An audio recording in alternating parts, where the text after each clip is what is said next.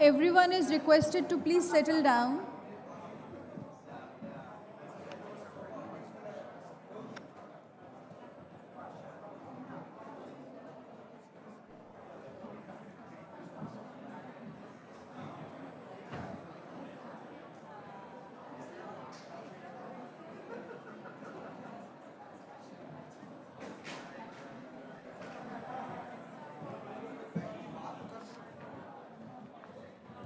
उठाना है बस.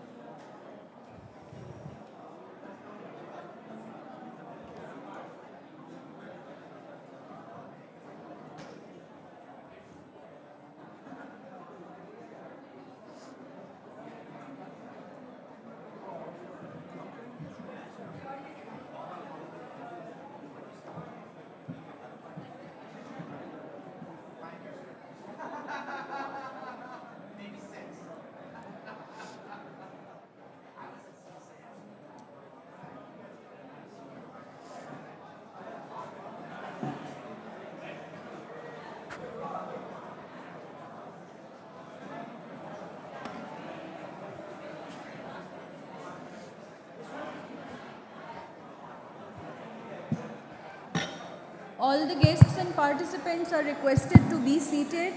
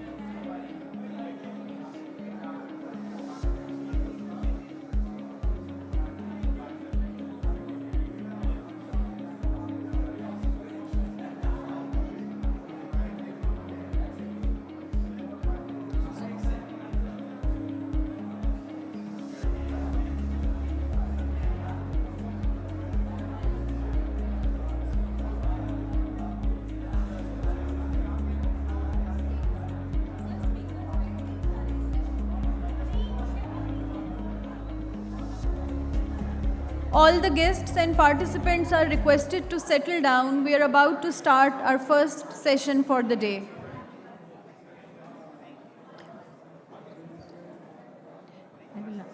Respected guests, we will now commence with Forum A on Great Power Politics and Future of International Security. I request the moderator for first session, Mr. Fahad Hussain, to please take his seat on the stage.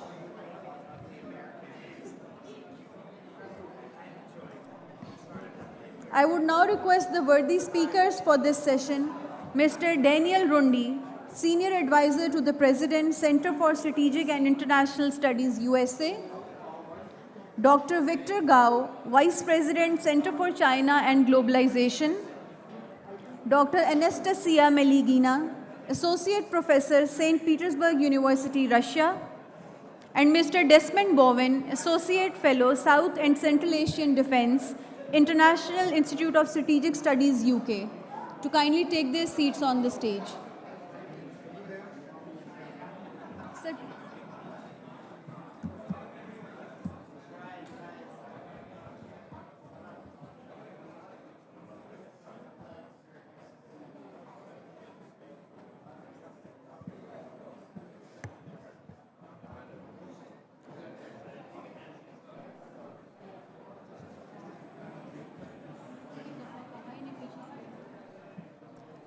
Dear guests, please settle down.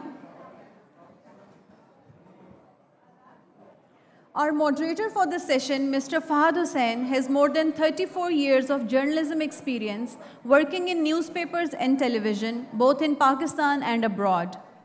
He currently serves as Executive Director and Anchor Person at Express Media Group and has previously been President of 8 News, Resident Editor at Dawn, and Special Assistant to the Prime Minister on Strategic Communication. In 2002, Mr. Fahad spent a year working as a producer with the leading American TV channel CBS News in New York, where he was a member of the newsroom team that managed the coverage of the United States war in Afghanistan and Iraq. I will now hand over the floor to moderator for session's proceedings, please.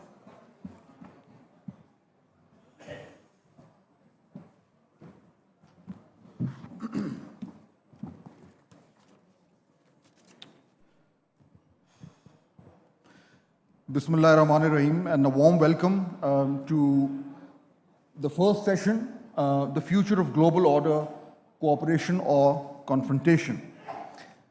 Every year we hold this Margalla dialogue here, and this year, of course, as I was telling General Majid and his team, and I think congratulations go out to them, because this year this event is not only better in terms of quality of the speakers, but also in terms of how it is organized. So a warm thank you to the whole team. Now, as the first session, I think this is the key to the discussions that we are going to see over the course of today and tomorrow, and it becomes even more relevant because of the events that have happened in the year 2025.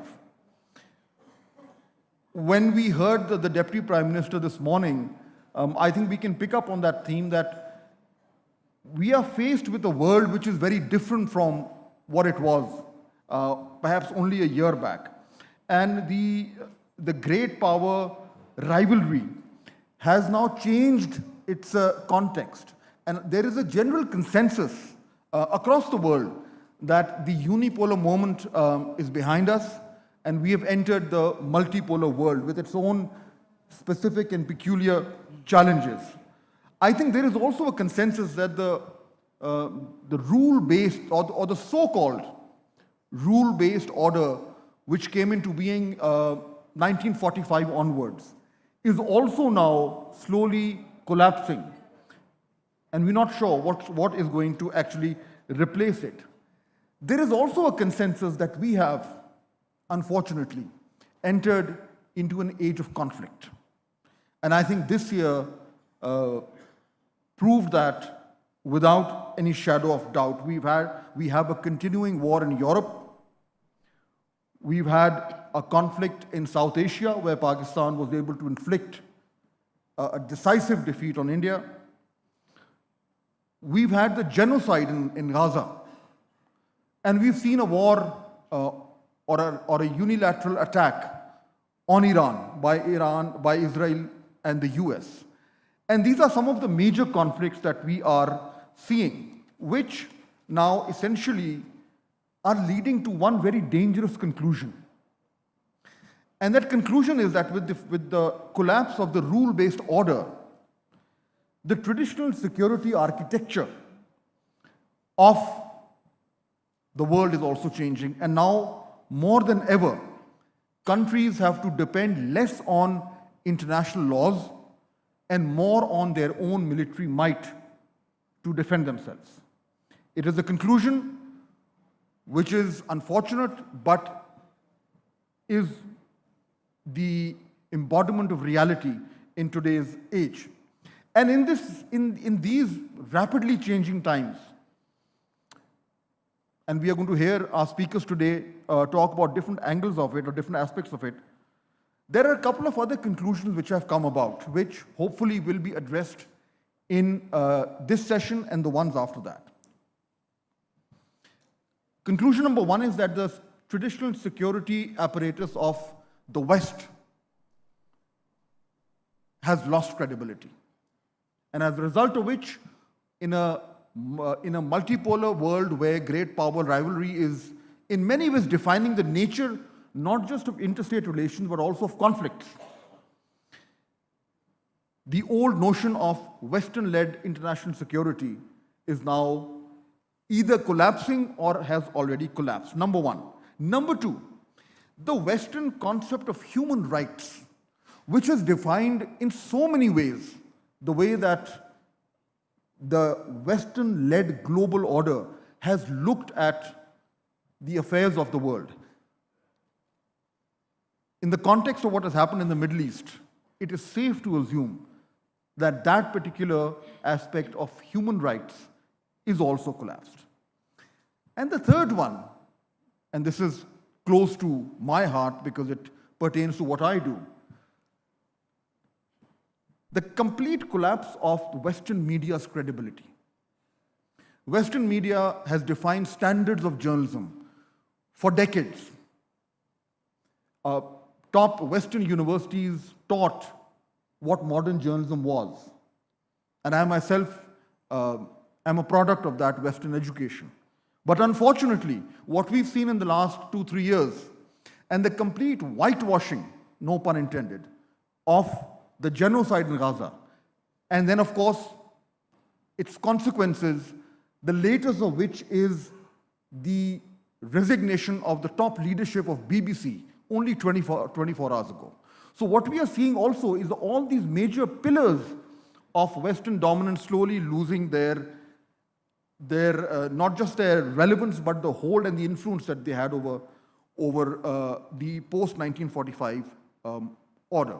Now, based on all of this, of course, since Margalla dialogue is being held in Pakistan, we will be looking at all of these things from a Pakistani perspective. Perhaps not completely, but Pakistan will remain the larger framework of how we analyze the situation. Pakistan is in a unique position. It finds itself in a unique position in the year 2025, not just because of the way that we were able to dominate a far larger neighbor in a military conflict, but the very fact that what seemed almost impossible, walking a thin line between two great powers, that balancing act which was deemed next to impossible, is now actually happening. We are not sure how long it's going to last, but we are seeing Pakistan navigating the very difficult relationship between China and the United States very carefully. And that perhaps is a test case for all those countries who want to find their footing in this new world order. Based on all of this, what are the key challenges that define not only Pakistan's role in South Asia, in the larger Asian region, and now also in the Middle East? These are some of the key themes that we will be talking about today. And of course, the final added factor is the immense influence of technology, AI, and social media, which are defining the ways that we approach all these topics. So there is a lot that we will be talking about. We have a power-packed panel, and we will have, I'm sure, that we are going to hear some very analytical arguments.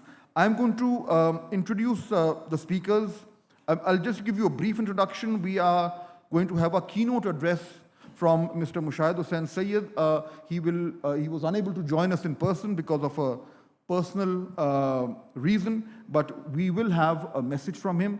Then we are going to hear Mr. Daniel Rundy. Then after that, Dr. Anastasia Maligna. Dr. Victor Gao, and finally Mr. Desmond Bone. I will introduce them when I call them. Each speaker will have about 10 minutes.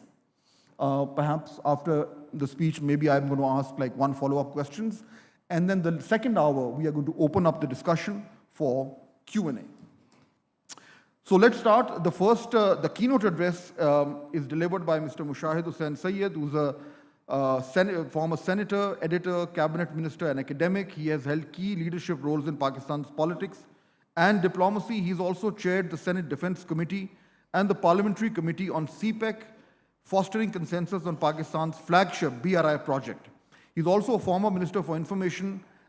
He studied international relations at Georgetown University. He became the editor of the Muslim newspaper at the age of 29. And he has represented Pakistan at the UN, taught at Punjab University, and was a practitioner in residence at Georgetown University. He was also honored by President Xi and holds senior positions in ICAPP and IPU. So let's hear the keynote address from Mr. Mushahid Hussain Sayyed. Good morning, ladies and gentlemen. Assalamu alaikum and ni hao to our Chinese friends, especially my good friend Victor Gao, who is specially visiting Pakistan as part of the Margalla dialogue initiated and organized by IPRI, the Islamabad Policy Research Institute, Pakistan's preeminent think tank, which I had the special privilege of being the founder in 1999 when I was Minister for Information, Culture and Tourism. And I realized that in the aftermath of Pakistan becoming a nuclear power in 1998 in response to India's nuclear tests, that now the situation had changed in the region where Pakistan is located, and South Asia, so to speak, would always be in the eye of the storm, as it were. And Pakistan would need to have a high-quality, state-of-the-art think tank to fight the battle of ideas, to present Pakistan's perspective effectively with facts, logic, and wisdom, and also play a role in promoting, protecting, preserving, and projecting Pakistan's core national interests, which the IPRI has done very commendably. When we talk of the global order, we see a world which is in turbulence and transformation. But this transformation is truly historic, and this transformation is being the most important one probably in the last 1 century. Let's have a look at the broader geopolitical landscape, or the big picture as they say, and see what are the contours of an emerging order, because the old so-called Western-led rules-based order is unraveling, and we are seeing the birth pangs of a new global order. Let's first look at what international statesmen have to say about the changing global scenario. China's President Xi Jinping says that we are witnessing changes that have not been seen in a century. President Putin, in a speech last November at the Valdai Discussion Club in St. Petersburg, said that we are witnessing the emergence of a new global order, which will be more representative of the world's majority. And he was referring to the global south, which means Asia, Africa, and Latin America. President Macron of France has said 300 years of Western hegemony is now coming to an end. And in an interesting statement made by Madame Ursula von der Leyen, the European Union Commissioner, in her interview with Die Zeit, the German newspaper, last April, she said that the West, as we knew it, no longer exists. So given this context, what are some of the key elements that we see, some of the new realities that will underpin the emerging global order? The first one is, coming closer to home, the failure of military might. Indian aggression against Pakistan failed.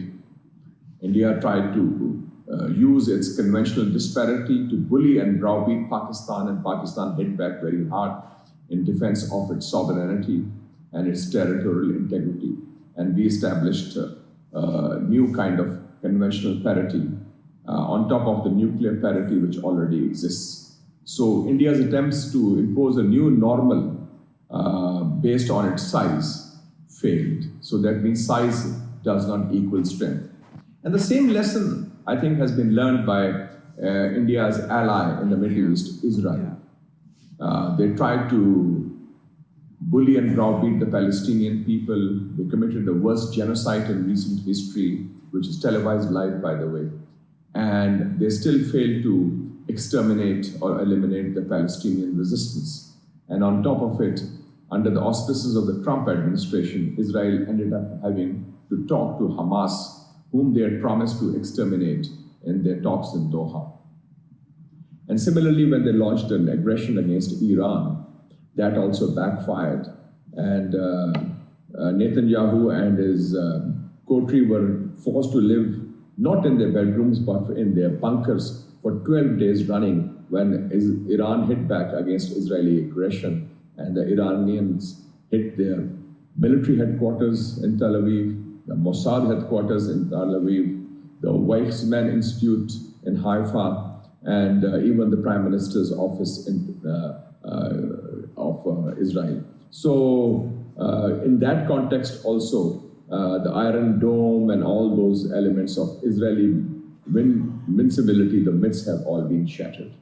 So I think that's a very sobering lesson and a positive one, that the world has to be based on certain rules of the game that have centered on the United Nations Charter and international law and the 5 principles of peaceful coexistence that were enunciated in Bandung at the Afro-Asian Conference, in which Pakistan also took part 70 years ago.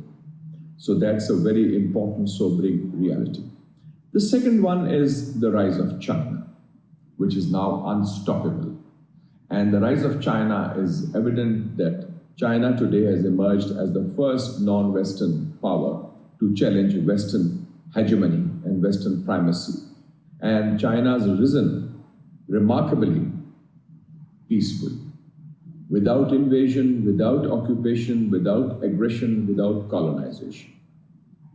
And today we see out of 193 countries which are members of the United Nations, 140 have more trade with China than they have with the United States of America. So China has risen, and even President Trump in his meeting recently in Seoul at the APEC summit with President Xi Jinping said that it's a meeting of the G2, which means he's accepted China at par as an equal member which can sit down across the table with the United States of America in a multipolar world which requires a multilateral approach. Then there's another element which is very important when we talk of the West. And I refer you to the statement of the European Union Commissioner. The West, as we know it, has ceased to exist, and no better illustration of that fact than the fact that the financial capital of the West, New York City, will now be run by a Muslim mayor, Zohran Mamdani, which has been a historic victory. Following the victory in one of the most important Western capitals, London, of Sadiq Khan, another Muslim mayor. So 2 of the key Western cities are now being run by Muslim mayors and this also illustrates that the West is changed. The West is no longer the Christian white West. The West is now multicultural, multinational, multi-ethnic, multi-religious. And I think this is also a positive development, which shows an inclusive approach to the whole situation. Then another element which is very important is the rise of President Trump in the United States of America, the Trump factor. The Trump factor is important because President Trump is the first American president after John F. Kennedy who is not a representative of the deep state, who is not a representative of the military-industrial complex, who is not a representative of the traditional American security establishment. And he is not an ideological person, he is not a cold warrior, he is not a militarist. And his approach is different, more transactional, more business-like, more give and take. And so that also makes a big difference because he has now deprioritized bilateral security relationships with countries which he were previously being cobbled together to form a front against China, like India or Japan or South Korea or Australia. So that has also changed the paradigm of American foreign policy. And I think that's a very welcome change because that means that perhaps there would be a glimmer of hope that a new Cold War can be averted. And then also, finally, I would say, when we talk of the changing world order, what are the key contours?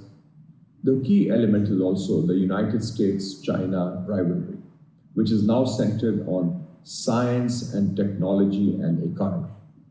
President Trump's tariff and trade war against China has failed. And that has been evident in the understanding that President Trump and President Xi reached in Seoul at the APEC summit, and which showed also that President Trump backtracked on some of his more aggressive tariffs in the trade war with China. The issue of Palestine, which is central to peace, security, and stability in the Middle East. Its resolution by establishing an independent Palestine state with Jerusalem as its capital. This is something which is non-negotiable. This is something which the United Nations resolutions have long since called for. And this is what 153 countries out of 193 countries of the world seek. So that has to be very clear. Secondly, in our own region, the core issue of Jammu and Kashmir, which is occupied illegally by India, and India is trying to expand that, also talk of illegal occupation of Aksai Chin, which is part of China, and then their vision of Akhand Bharat, Greater India, which includes 10 countries. They include a map of Akhand Bharat, Greater India, has been put up in the Indian Parliament since 2023. And that includes Pakistan, Afghanistan, Myanmar, Sri Lanka, Nepal, Bangladesh, Maldives, and even the Chinese province of Tibet. So that means India has expansionist designs on 9 other countries in its neighborhood, which is totally unacceptable.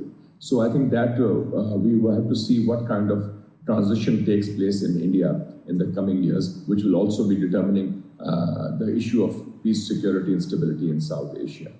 And finally, I'd like to say that in this world where the world's majority is now reasserting itself, the global South, that is Asia, Africa, Latin America, this center of gravity now in global politics has shifted from the west to the east, and it is now located in our region. And this reminds me of the famous prediction of the great poet of the East, Dr. Allama Iqbal, 90 years ago, when he said, "See the sun rising in the east." He talked of the Asian century, and he also talked of the rise of China. So let us work together to build a more peaceful, prosperous world order based on equality, based on principles of the United Nations Charter, and also a new world order in which there are no overlords and no over.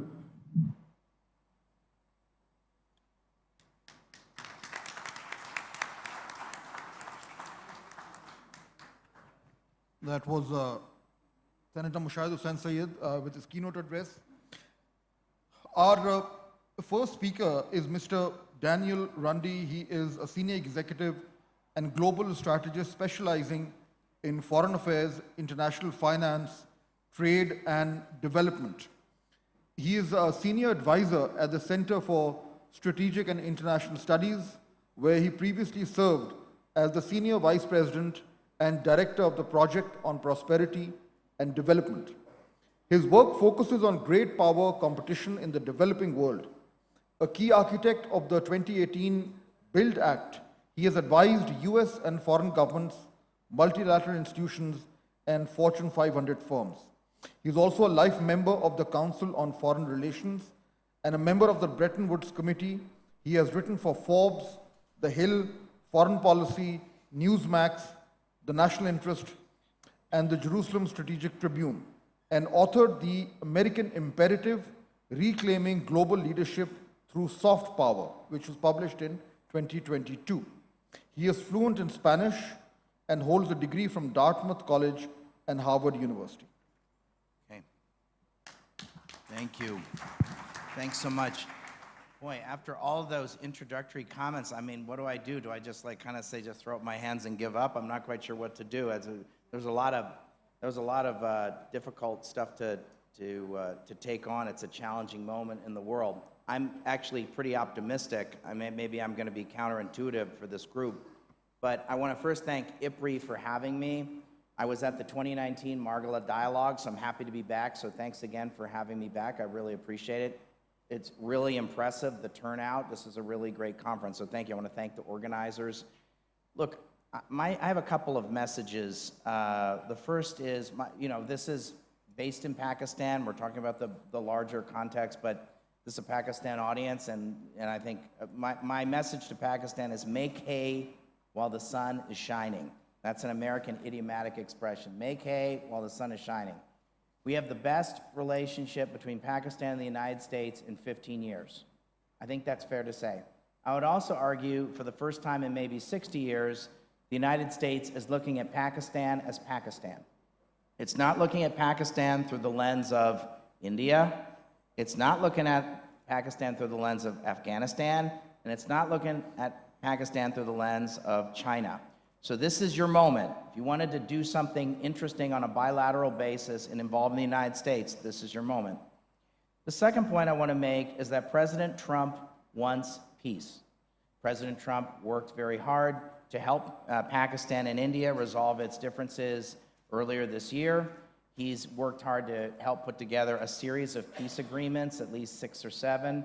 I hope we don't have to have another rerun of this. So, folks, my plea to Pakistan is, come on, let's make sure we can tamp down whatever happened. In terms of, obviously, I'm sure Pakistan had nothing to do with it, but come out strong and strong for peace, because this is worrisome for folks watching from outside, and so I think that's something. So President Trump wants peace.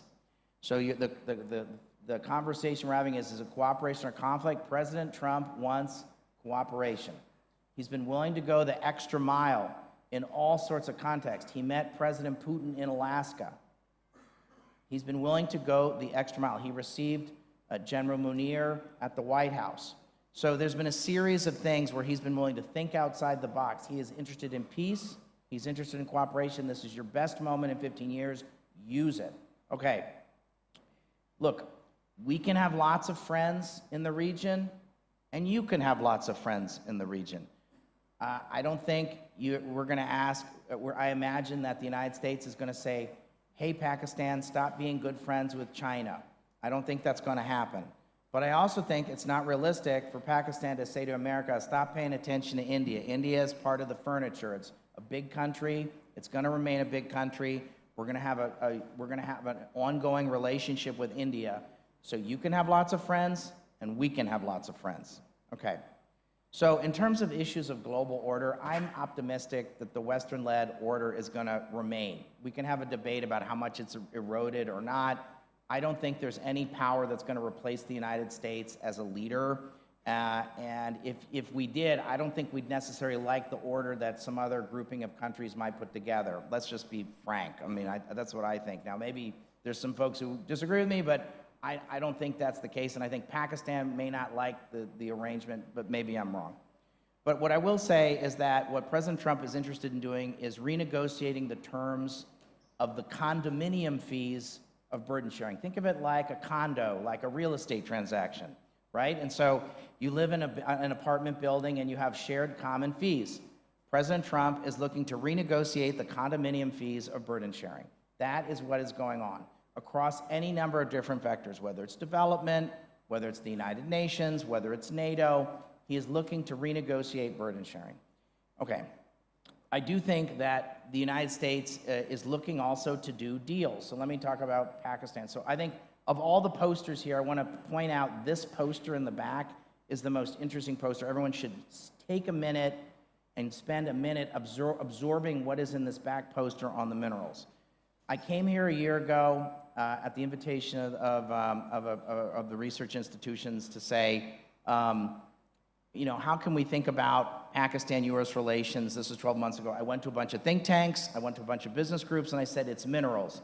Now, everyone in Pakistan is always polite, but nobody was like, that's brilliant, that's phenomenal. Now, 12 months later, if we fast forward, not such a bad idea, right? And so if you hear the term Pakistan could be the Saudi Arabia of copper, I coined that phrase, so I'm going to take credit for that. So I'm going to take a little bit of credit for pushing this issue, both with the administration. I have lots of friends in the administration, and I'm happy that Pakistan has taken this up. This is a gateway drug. Minerals is a gateway drug to a different kind of a relationship with the rest of the world. There's nothing else. I don't think it's AI. I don't think it's, I mean, I think this is it. It's not going to be doubling agriculture. You could double the GNP or triple the GNP per capita of Pakistan in the next 20 years. Triple the GNP per capita if you manage your minerals right. That requires a lot of water, a lot of energy, and a lot of infrastructure. And so you're going to have to think long, and you're also going to have to manage those resources really well. You're going to have to manage it like the Norwegians do. So this is a big, big challenge and a huge opportunity for Pakistan. And also, to the extent that you all can help us with processing minerals, we're super interested in that. Again, lots of energy, lots of power. So my first point is, go big on minerals. My second point is, what I learned at my last Margalla dialogue in 2019 is that I knew this, but I really understood it in a more tactile way from the attendees, is that you all are sort of historically and connected to Central Asia. There's this problem, though. There's this country called Afghanistan between, you all and Central Asia. But I want to propose that there's a moment, and I know this is maybe some people are going to say this sounds crazy. This is the moment to involve and engage the United States on TAPI and other regional cooperation opportunities. We need to make TAPI great again. You all know what TAPI is, right? Turkmenistan, Afghanistan, Pakistan, India pipeline. Let's make TAPI great again. If you want to solve your AI energy solutions, you want to pull rocks out of the ground in Pakistan, you want to process minerals, you're going to need the gas from Turkmenistan to do it. So I'm going to leave you with those two things. And my last point, and I'll stop, is I want you to also think about what does a Pakistan with Indonesia levels of tourism look like? What does that do for your GNP? What does that do for your society? So minerals, regional cooperation, Indonesia levels of tourism. Thanks. Thank you very much. Let me just quickly ask you a follow-up question. Since we're talking about great power rivalry, you said that you have no doubts that the United States will continue to be the leading power, whereas a lot of literature is now clearly saying that in terms of the economy, military power, and technology, China has either surpassed the US or will do so in the short run or the medium term. What makes you so confident that United States remains unchallenged from China? I don't know. I mean, I think my first metric would be is how many people stand in line to get visas to come to the United States. I know you can complain about Donald Trump's migration policies and whatever. How many people are standing in line right now to get a visa to go to the United States of America outside the U.S. consulate here in Pakistan? And when they stop showing up in line, then I'll be worried. My belief is that we continue to be the country of par excellence for global human talent. We have gas, we have food, we have the best universities in the world.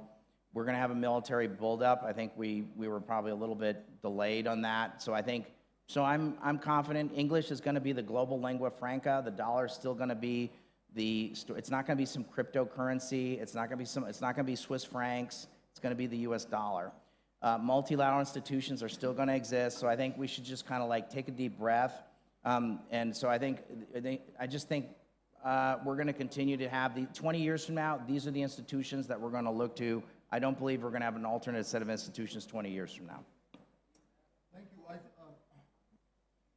Thank you. I think we're going to have a very interesting discussion today, and my compliments to IPRI for this very well-balanced panel, because we have a speaker from Russia, we have a speaker from China, and then from the UK. So I think we're going to have a very interesting debate. Our next speaker is Dr. Anastasia Maligna. She is an associate professor and director of the cross-disciplinary Center for Global Biosecurity Studies at St. Petersburg State University.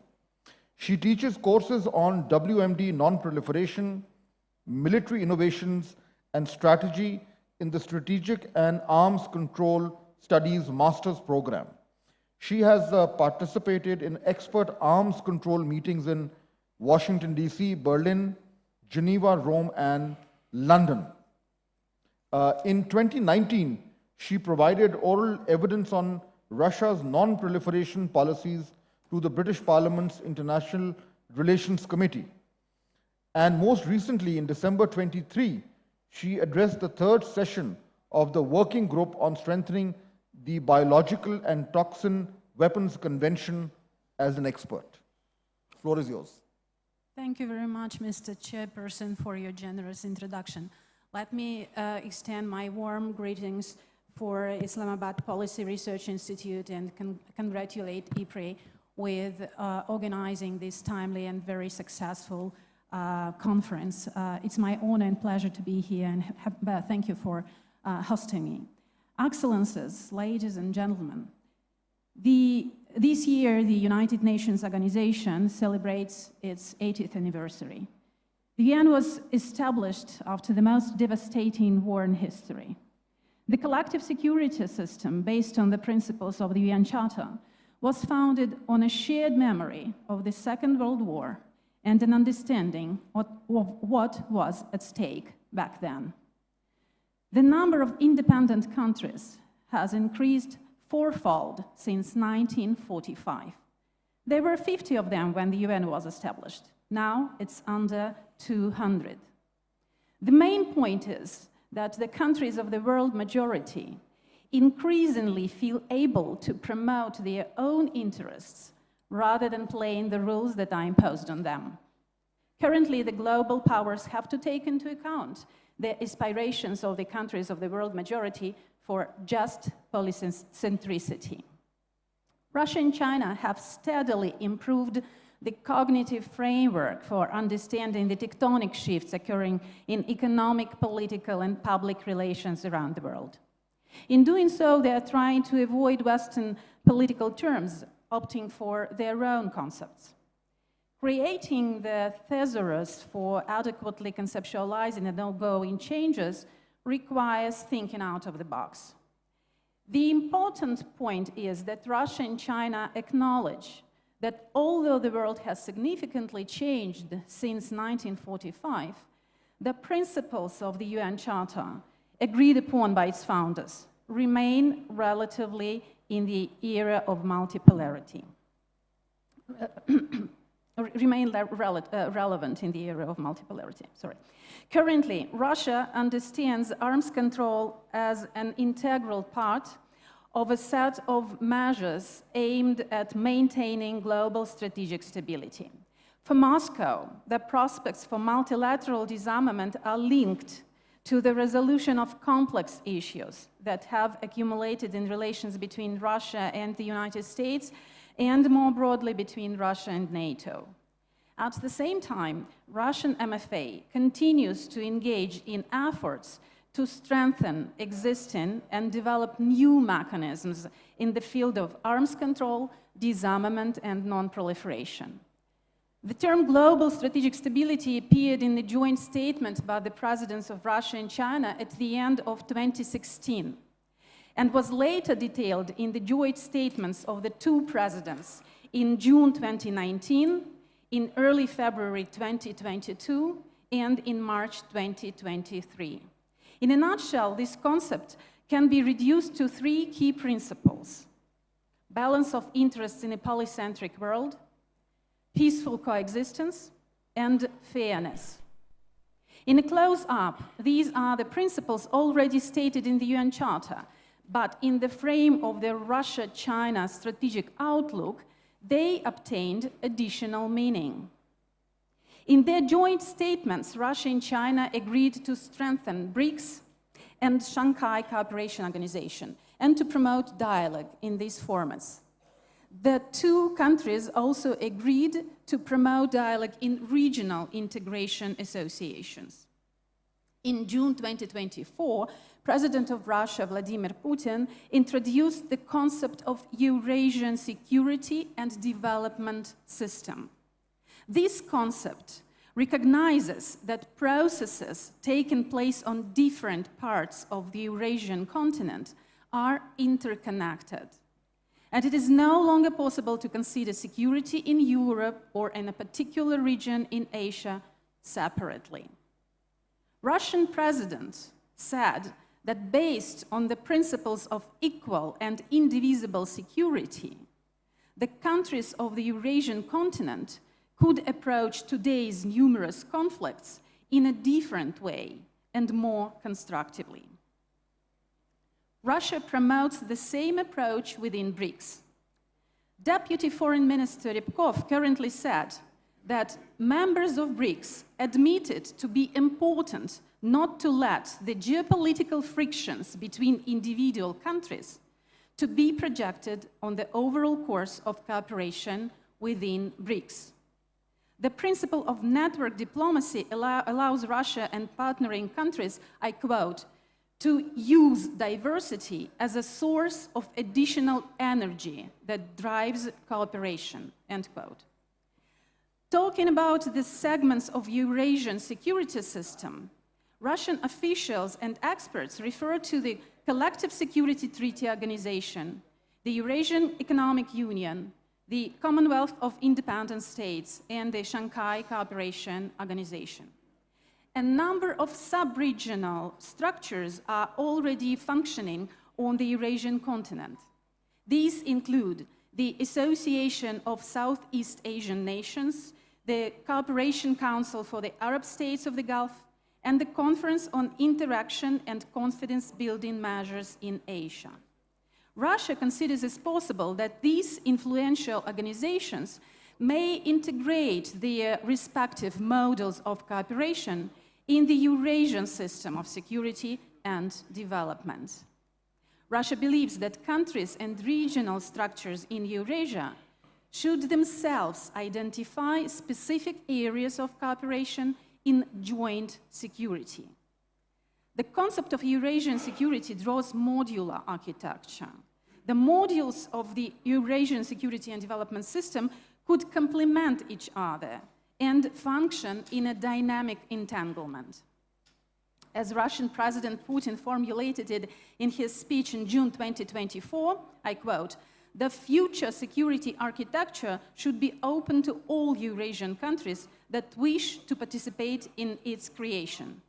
Notably, in the 2025 final declaration of the SCO Council of Heads of State, it was emphasized that the member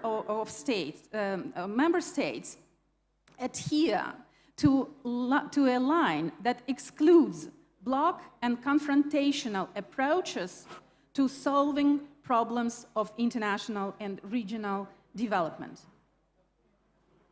Commenting on the results of BRICS summit in June 2025, the Russian Deputy Foreign Minister Sergei Rybkov said that the very diversity of the strategic visions among the members of BRICS countries is the internal built-in mechanism that will now allow the association to slip into anti-American orientation.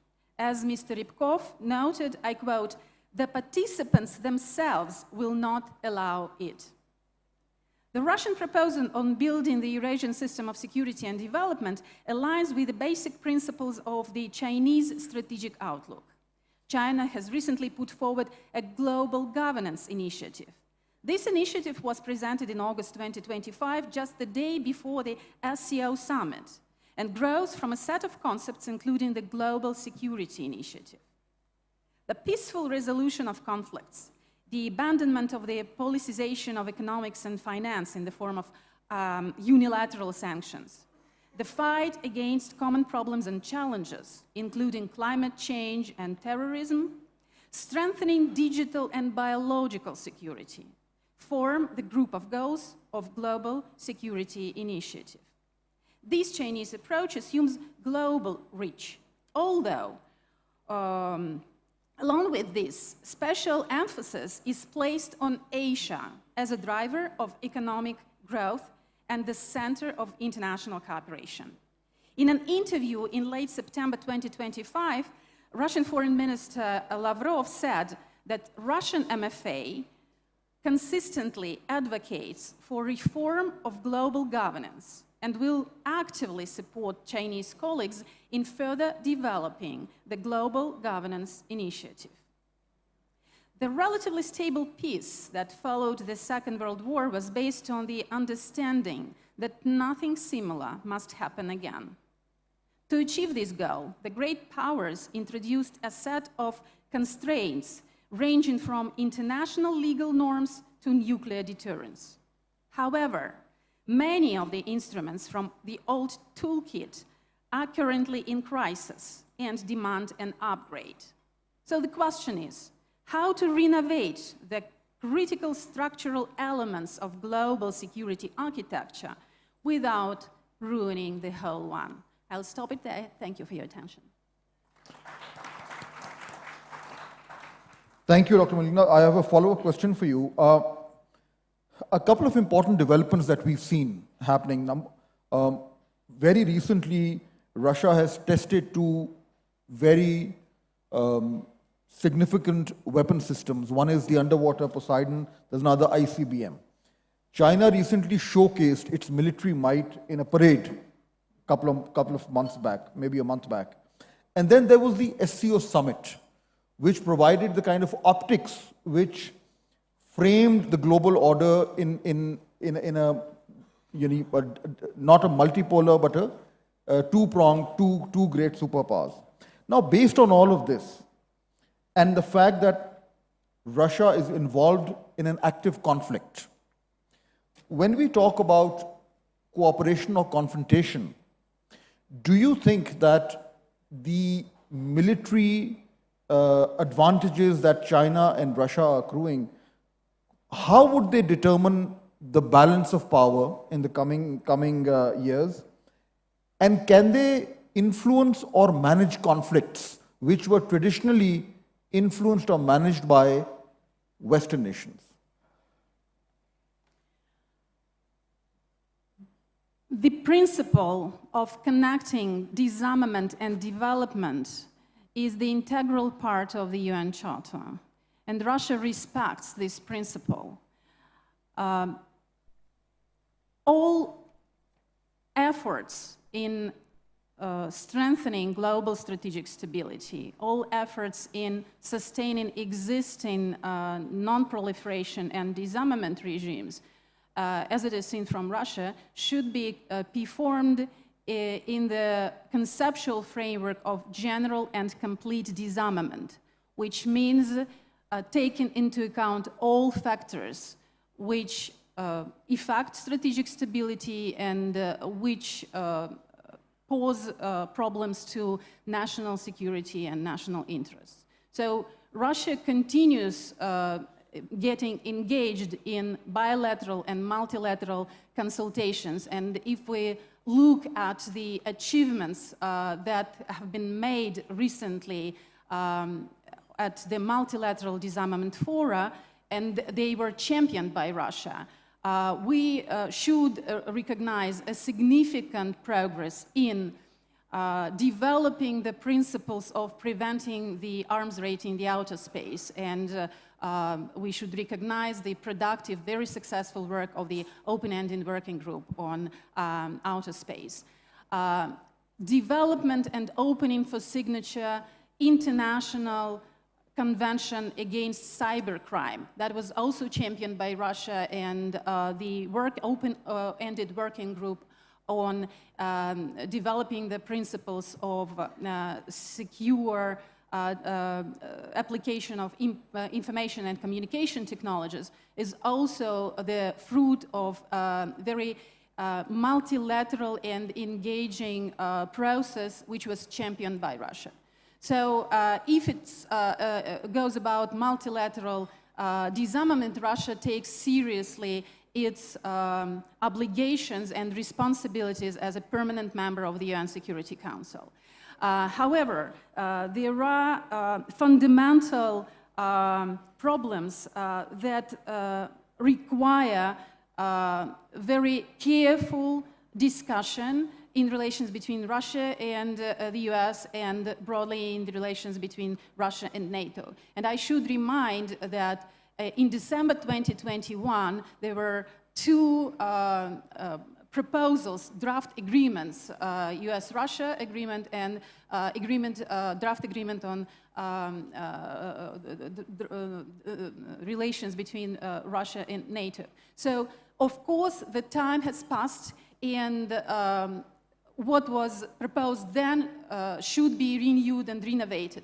But the very principle of peaceful settlement of regional conflicts remain relevant. I will stop there. Thank you. Thank you.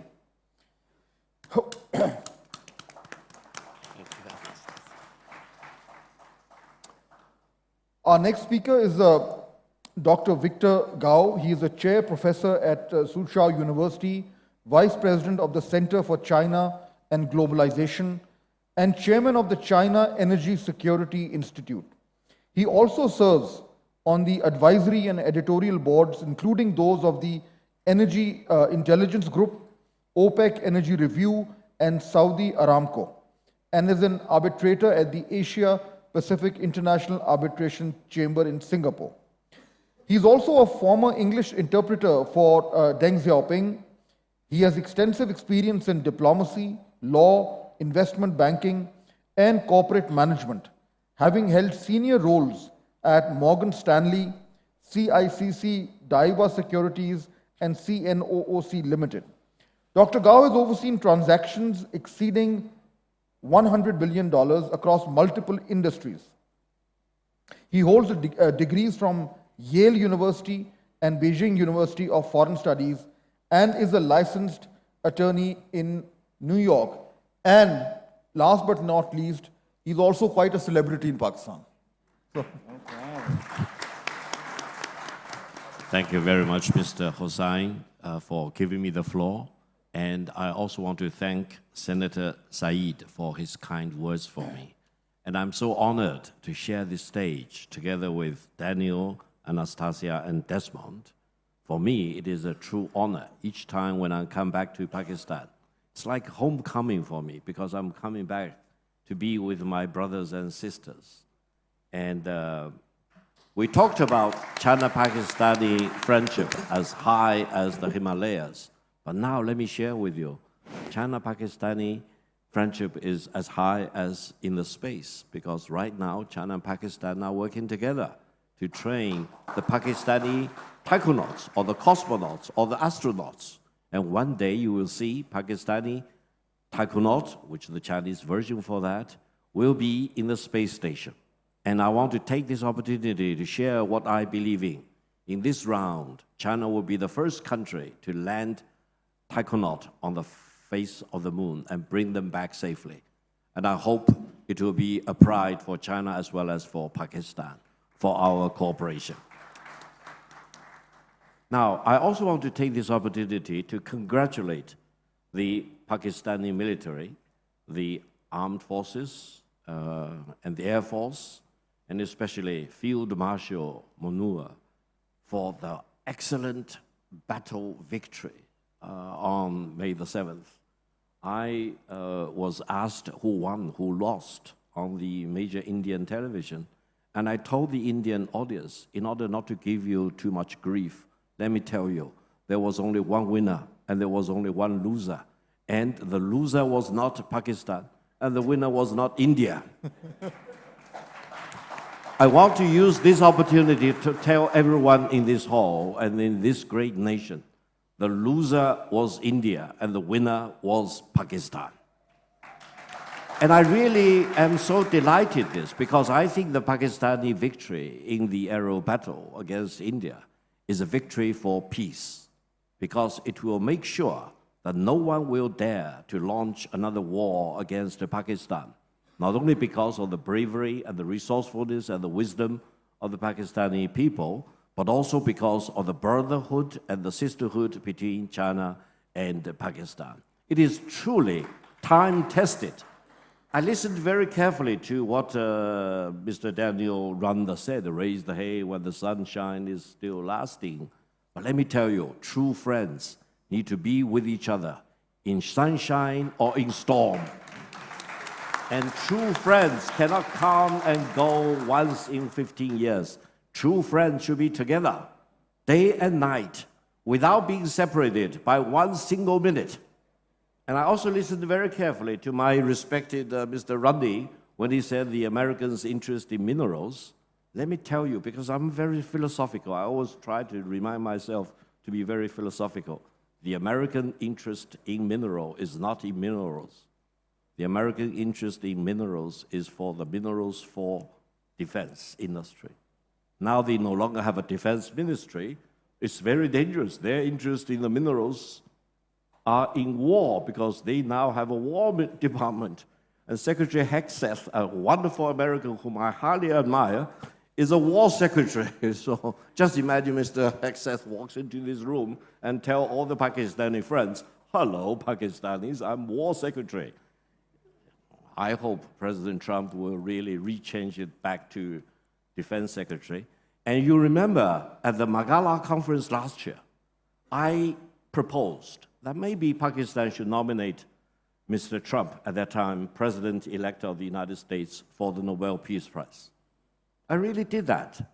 And afterwards, one VIP on the Pakistani side pulled me aside and said, this is a good recommendation. We will follow up.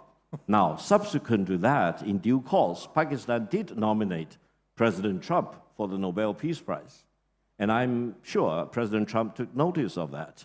And among many other things, it helped improve relations between Pakistan and the United States. I'm so happy I made that proposal last year at the Margalla. I want to use this opportunity to make another recommendation. Pakistan, keep nominating President Trump for Nobel Peace Prize until he really gets the Peace Prize. Either when he is in the White House or after he leaves the White House. Remember, President Carter didn't get the Nobel Peace Prize when he was in the White House. He got it many years after he left the White House. So let's all pray that President Trump will get the Peace Prize. If such nomination and is winning the Nobel Peace Prize will help make the world more peaceful.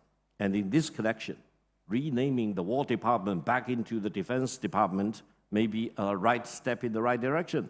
Maybe Mr. Hegseth from the War Secretary into the Defense Secretary may be in the right direction. At least that's what I thought.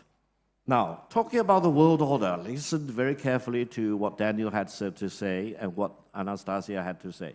Allow me to mention one point. We are still living in the international order established back in 1945. And that international order established in 1945 was not meant to be unipolar. It was meant to be, and it was put into place as a multipolar world. Look at the composition of the United Nations Security Council with 5 permanent members, each with a veto power. That means the international order was meant to be involving checks and balances, and its main task is to make sure there will be no more another world war breaking out, which will be a scourge on mankind.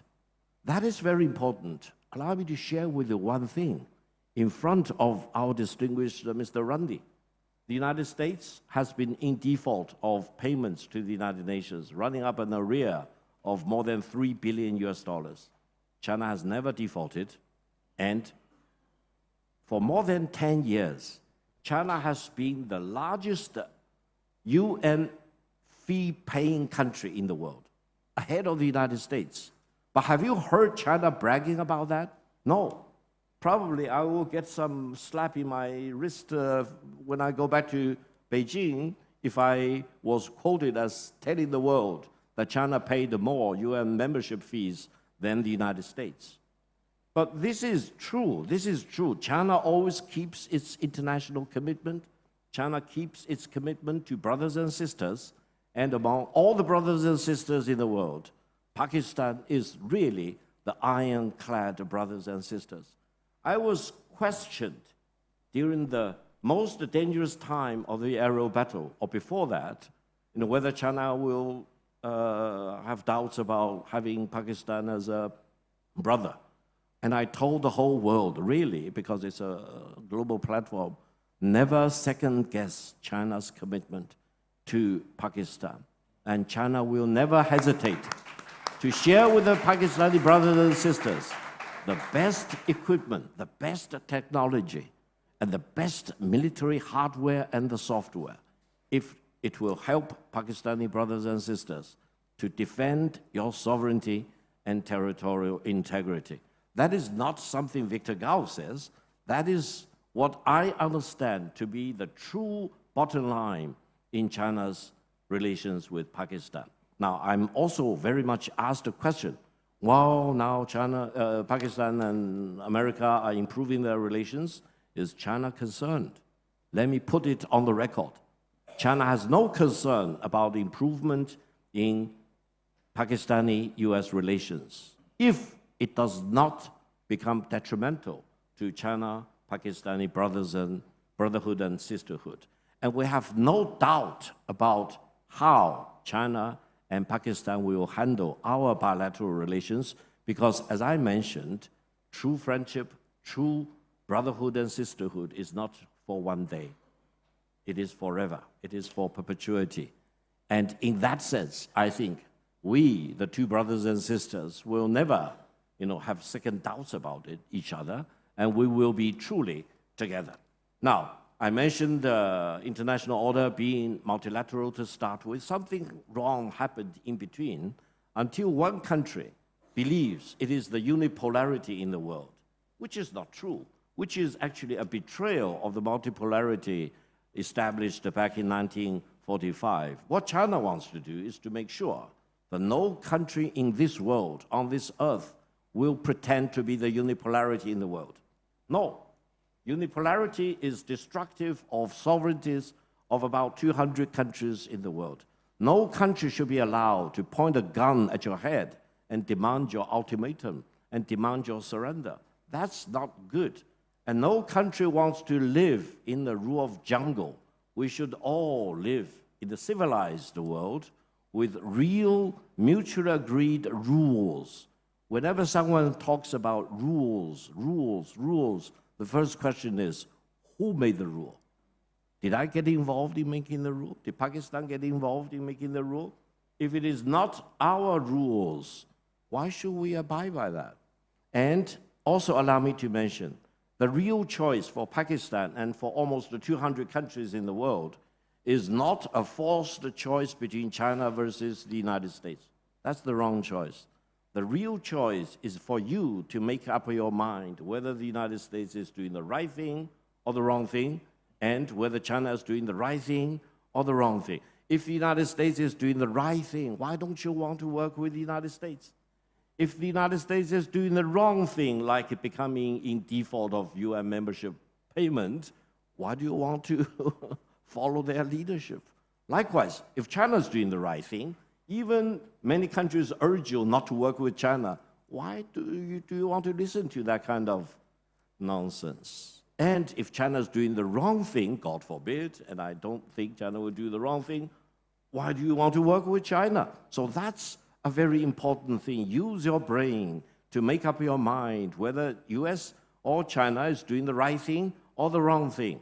And while many people in Washington may pretend they do not know, I think the rest of the world will know for sure what is the right thing and what is the wrong thing. Now, let me be very brief. China is really building up its military power. It is not against any of the 14 land neighboring countries. It's not against the 6 maritime neighboring countries. It's not against China's Taiwan province. The real target is only one. It is with the United States. And the real purpose is not for war. The real purpose is to make sure that the Americans will know how to treasure peace.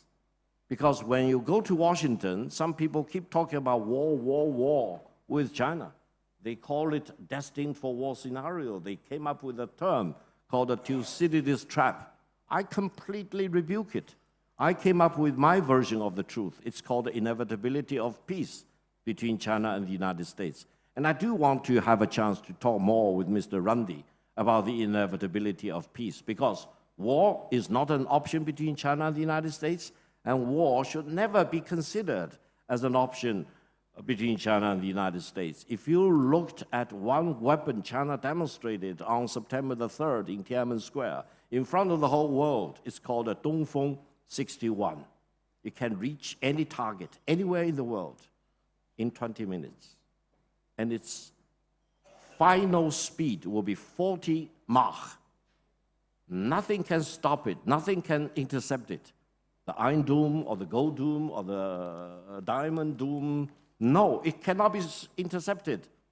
If you really want to impose war on China, you will get war. That's the simple point.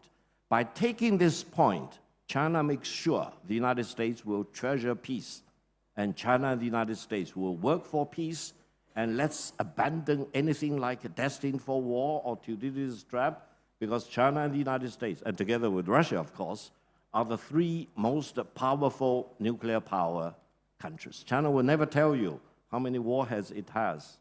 That's the top secret in the world. That's the most important strategic ambiguity in the world. But China always tells you, if you want to impose nuclear war on China, China will wipe you out with a nuclear retaliation. That is the determination of the Chinese people. And we want to embrace peace as much as we can. China and Russia, we are peaceful neighbors. We share a common undefended border, 4,300 kilometers long. We don't consider the United States as our rival or our competitor or our enemy. We consider the United States as a great country to be engaged with fully for mutual benefit. In that sense, I think a stronger China and a stronger China-Pakistani friendship will make peace in this world stronger. Now, again, allow me to mention one thing for the benefit. China and the United States should be eternally grateful to Pakistan for the very important role Pakistan played in bringing China and the United States together in 1971. Dr. Henry Kissinger took off from Islamabad on that most secretive visit in human history. He flew to Beijing and eventually opened the door between China and the United States. That changed the whole world. Now, I coined a term called the China-Pakistani Plus. It does not only mean China-Pakistani Plus, involving Pakistan playing greater roles in terms with Arab relations or the Muslim relations. I want to see Pakistan continue to play important roles in bringing China and the United States together. If Pakistan can play that role back in 1971, why couldn't Pakistan continue to play that indispensable role in 2025? Now, allow me to wrap up. We are living in this AI world. Now, the arrival of the DeepSeek moment has several messages, as I talked about in the op-ed. First of all, DeepSeek proved that AI is not American intelligence. Very simple, but very elegant. AI is not American intelligence.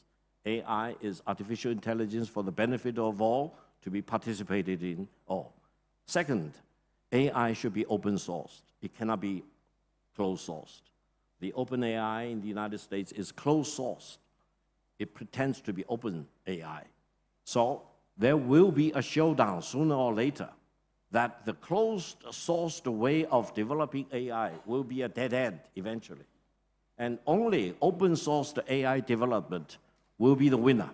This is my firm belief. I want to bet my house with you here. I said this on Margalla 2025, and we can gather again in a matter of 3 or 5 years to see whether the closed-sourced way of development of AI will indeed become a dead end. Why do you know? Let me share with you. Because the closed-sourced way of developing AI is designed to achieve one purpose and one purpose only: to establish AI dominance. But we cannot allow any country to achieve AI dominance. Why? Because if any country achieves AI dominance, it will completely disregard sovereignty and civilizational heritage of all the nations in the world. AI dominance in the hands of one single country will be a disaster for the 8 billion people in the world. Therefore, philosophically or as a matter of practice, you need to promote AI in an open-sourced way so that all the countries, all the companies, all the militaries, all the individuals can participate freely and with very low cost, rather than charging you an exorbitant amount of fees to use AI. That's one point I want to make. Now, the other side, allow me to make a final point. I completely support what was said about Gaza. I'm personally very traumatized to see the atrocities, genocide committed against the Palestinian people. I want to use this opportunity to make one point. China firmly opposes the genocide committed by Israel against the Palestinians. And in this spirit, China is completely with Pakistan. And we are standing shoulder to shoulder with all the Muslim countries in the world, with all the Arab countries in the world. We will never allow one single country try to dominate above the Palestinian people. And we firmly believe in the two-state solution. And I hope China and Pakistan will work tirelessly to make sure that the Palestinians will always be treated as equals to the Israelis, and the two-state solution eventually will be achieved. In that spirit, may I wrap up, and I hope you will welcome me as your brother, and I welcome everyone in this audience and in this great nation as my brothers and sisters. Thank you very much. Thank you. Thank you, Dr. Gao. A quick follow-up question. I'm sure there's going to be a lot of interest in terms of what you said about the US and China, but since you've made repeated mentions of the conflict in May, and you're very clear that Pakistan won and India lost, based on that, how has that changed regional dynamics in South Asia, in your opinion? The South Asia is one of the most important regions in the world of today. And I think the Pakistani victory in the Arab battle will really wake up the Indian side to the huge disadvantage by the Indian military. Why? Because I think, I'm very proud, and I'm openly acknowledging this, the Pakistanis used a lot of China-Pakistani jointly produced weapons, the planes, as well as Chinese planes supplied to the Pakistani side, as well as hardware and software, and more importantly, and I'm not divulging any secret, the way how you organize battle for the future. And I think, I will not talk about the Pakistani side, but the way the Chinese look at it is very interesting. Going forward, as demonstrated by the Pakistani victory on May the 7th, it would involve a seamless integration of space, air, ground, surface, water, and submarine into one seamless fighting web, aided by data, information, and AI. Therefore, going forward, no single soldier will be fighting in his own capacity. No single plane will be fighting in its single capacity. It will always be an integral part of a seamlessly, fully integrated fighting web. Now, in this regard, I would say if we only compare Pakistani side with the Indian side, Pakistani side win because of this completely new paradigm of war. And Indian side find it impossible to integrate everything together into a seamlessly integrated fighting web. Why? Because Indian imported weapon like an import exposition. They import from Russia, they imported from the United States, they imported from France, you name it, and each one has its own agenda to refuse to sharing its most important code with the other side. So in times of battle, if you gain an advantage of a split of a second you overwhelm the other side. And as demonstrated in the Indian-Pakistani aero battle, the Pakistani side can see further than the Indian side, and they can strike further and at a greater distance than the Indian side. Not because of the bravery of each pilot, but because of this seamless fighting web that the Pakistanis now have been fully operating. And I'm so proud that China and Pakistan are working together. Now, China is working at this moment on more sophisticated integration, aided by AI. And I want to tell everyone here, the brothers and sisters in Pakistan, be assured that China, in my best judgment, will have no reservation in sharing the best technology, best software, best paradigm, and the best way how to integrate and putting everything together into one seamless fighting web. That is the winning strategy. And I hope the Indians will lick their wounds for at least 10 years after their aero battle loss, and will become a better advocate of peace with its neighbors, including, in particular, Pakistan. Thank you. Thank you. We come to the last speaker of the session, and then we're going to open the house for question and answer. Mr. Desmond Bowen is an associate fellow for South and Central Asian Defense Strategy and Diplomacy at IISS. He was a career UK civil servant from 1973 to 2008, specializing in the field of defense and security. He was part of the UK negotiating delegation which concluded the Conventional Forces in Europe Treaty in 1990. He was the deputy head of the Cabinet Office Secretariat from 2002 to 2004 and Director General for Security Policy in the UK Ministry of Defence from 2004 to 2008, with responsibility for nuclear deterrence policy. Floor is yours, sir.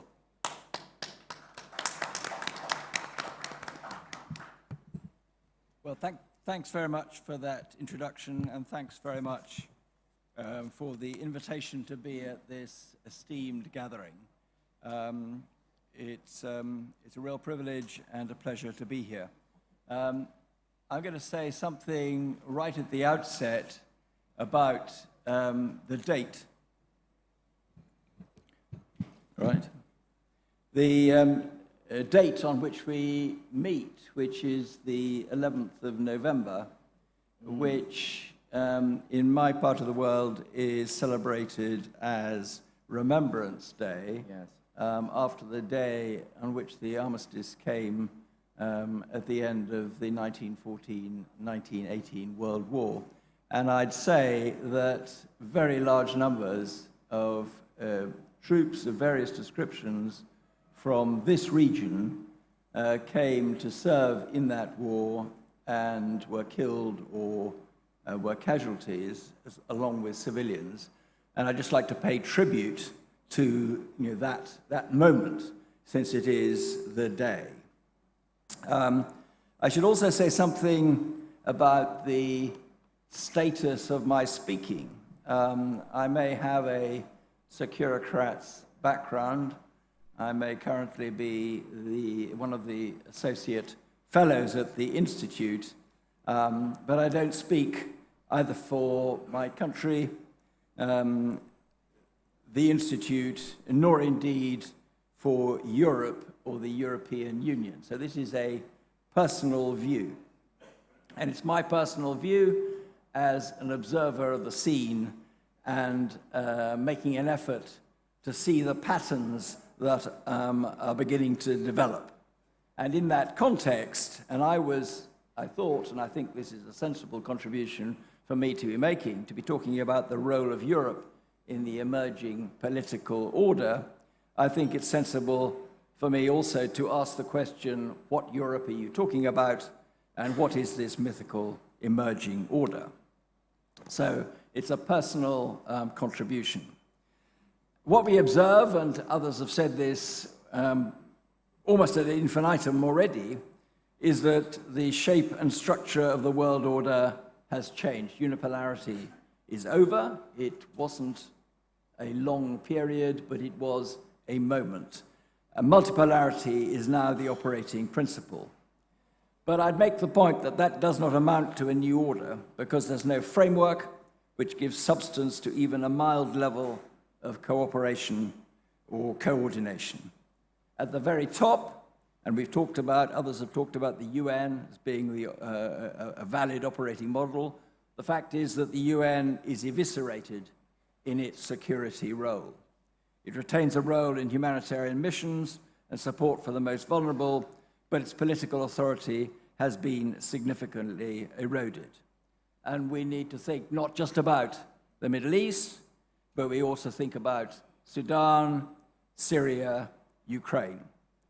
Instead, what I observe is strong and willful nations asserting themselves with scant regard for international law, past commitments, or established norms. The old order is indeed breaking down, but the outlines of an emerging order are not visible. Unless, of course, that order is to be characterized by those with the will, the strength, and the sense of purpose to dominate, which hardly amounts to an order at all, rather a pecking order. Now, what I think we can see as a pattern of what's emerging is the US and China struggling to contain each other. The one restricting chip technology for advanced applications, and the other restricting rare earths, which are essential for manufacturing advanced equipment. Even if there is some measure of agreement that we may have seen in the last few weeks, the fact is there is the potential for applying a chokehold by one on the other or the other on one. The contest is, of course, across the spectrum. And I'd say it's a contest, not a competition, because I think it's pretty sharp-edged. And that spectrum includes technology, economics, diplomacy, and, of course, the military. This looks to be taking the shape of a hemispheric division of the world, but there is a host of states in the shadow of those two giants. South and Southeast Asia, for a start, and of course Europe. Spheres of influence are back in fashion, with unrepentant bullying employed. To be the dominant global power is the ambition, it seems, of both leaders, and only one can achieve that. Now, how do the Europeans see this contest for domination? A contest which has been characterized by the controversial term G2. From the European standpoint, China is described generally as a systemic threat, and the US is regarded with caution as a disruptor whose links to Europe are fraying. Europe is, of course, a mass of sovereign states, most of which are part of the EU, 27 at the moment, and most of which, with others, are part of NATO, numbering 32 at the moment. There is no single European voice, and that may be a disadvantage. On security, NATO takes the lead and has the weight and ambiguity of the US with it in that context. The EU, I would remark, is a market comprising a significant 450 million people, and its aggregated GDP is in the order of $21 trillion, only some $2 trillion less than the US. Europe is now racked by the war in Ukraine, a war started by Russia with its annexation of Crimea in 2014. Russia seems to believe that it's a great power by dint of its geography, its nuclear arsenal, which is significant, its hydrocarbon wealth, and it is displaying distinctly imperialistic tendencies. But its GDP equates more or less to that of Spain or Italy. It is clearly a subordinate power to its ally China. Europe, since World War II, has seen itself as an economic entity above all, giving priority to promoting prosperity and peace. Maybe it could be characterized as a postmodern soft power. The Ukraine crisis has prompted a belated rethink. Russia says openly that it is at war with the West, and the evidence is there in the shape of assassinations, arson attacks, cyber and cable disruption, and political interference. Few political leaders in Europe believe that a pause in Russia's effort to eliminate Ukraine as a sovereign state would mean that Europe was safe from Russian depredations. Some European populations, not politicians, populations, have not woken up to this, and on the western flank of Europe in particular, Spain, even Britain. Not so on the eastern flank, where the Polish defense budget is heading for 5% of its GDP. That the formerly neutral powers of Finland and Sweden have chosen to join NATO is a signal that should not be underestimated. And the cause of all this is Russian aggression and the expectation of more to come. For Europe, the first step has to involve looking after itself, its democratic order, and its liberties. I recommend very much a look at the State of the Union speech made by the President of the EU Commission, Ursula von der Leyen, in September. It starts with the words, "Europe is in a fight." And she goes on to assert that Europe must fight for its values and for the right to choose its own destiny. She makes clear that battle lines for a new order based on power are being drawn right now. She alludes specifically to the ruthless weaponization of dependency, and I understand that to mean that security has become a transactional relationship. She says that Ukraine's freedom is Europe's freedom. Now, there was a time when some sought closer ties with China to hedge against US bullying behavior. But now there is wariness of unprincipled hegemons of both stripes.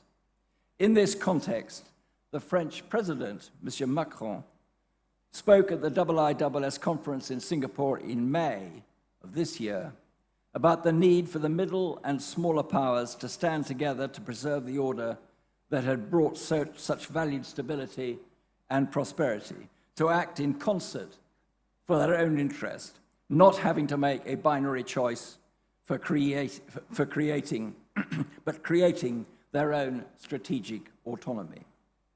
So my conclusion in all this is that Europeans recognize reluctantly that the new order is being shaped by others. They want to avoid being victims in the selfish clash of the titanic power players who seek to dominate the 21st century. They are rearming, probably at not sufficient pace, and with uncertainty about being abandoned by their ally, the US. They hope to provide some leadership by the example of unity they strive to set, but they are struggling with not many allies around the world.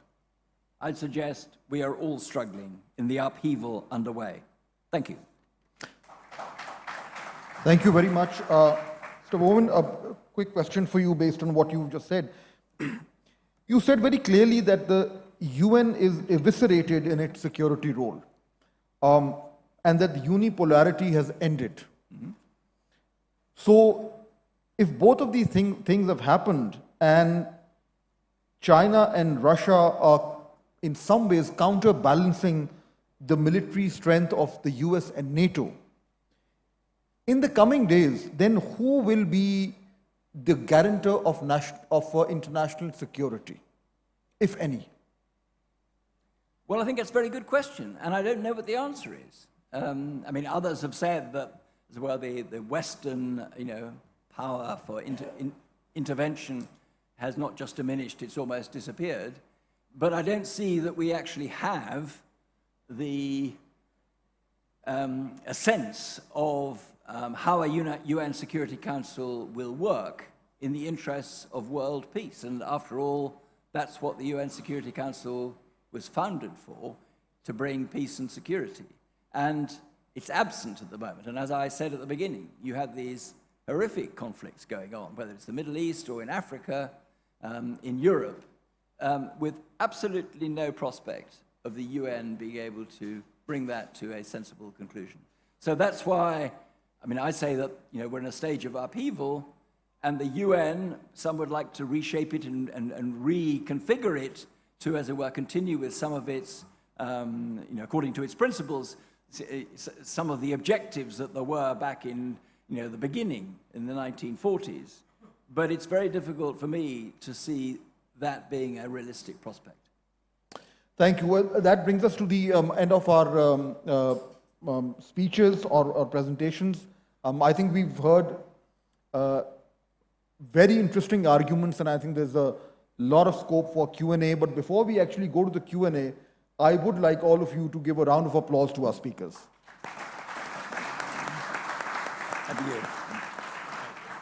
Okay, now we'll open the floor for Q&A. The rules are the same. The 1945 rules-based order may be collapsing, but the rules-based order of Q&A remains the same, which is that you please identify yourself, ask a brief question, and do identify the person that you are asking the question to. Right, and we will try our best to find a balance between right and left, and also a gender balance. So let's go right at the back, please.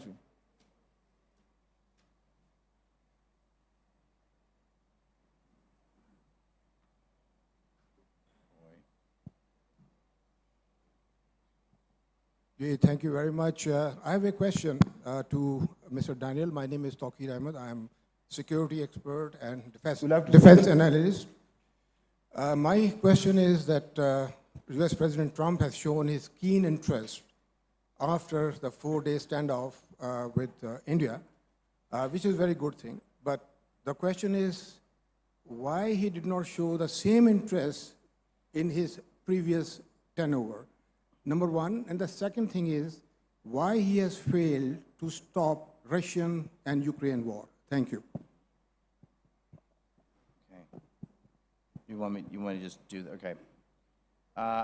I think that the United States has a very, a strong relationship with India and has a good relationship with Pakistan.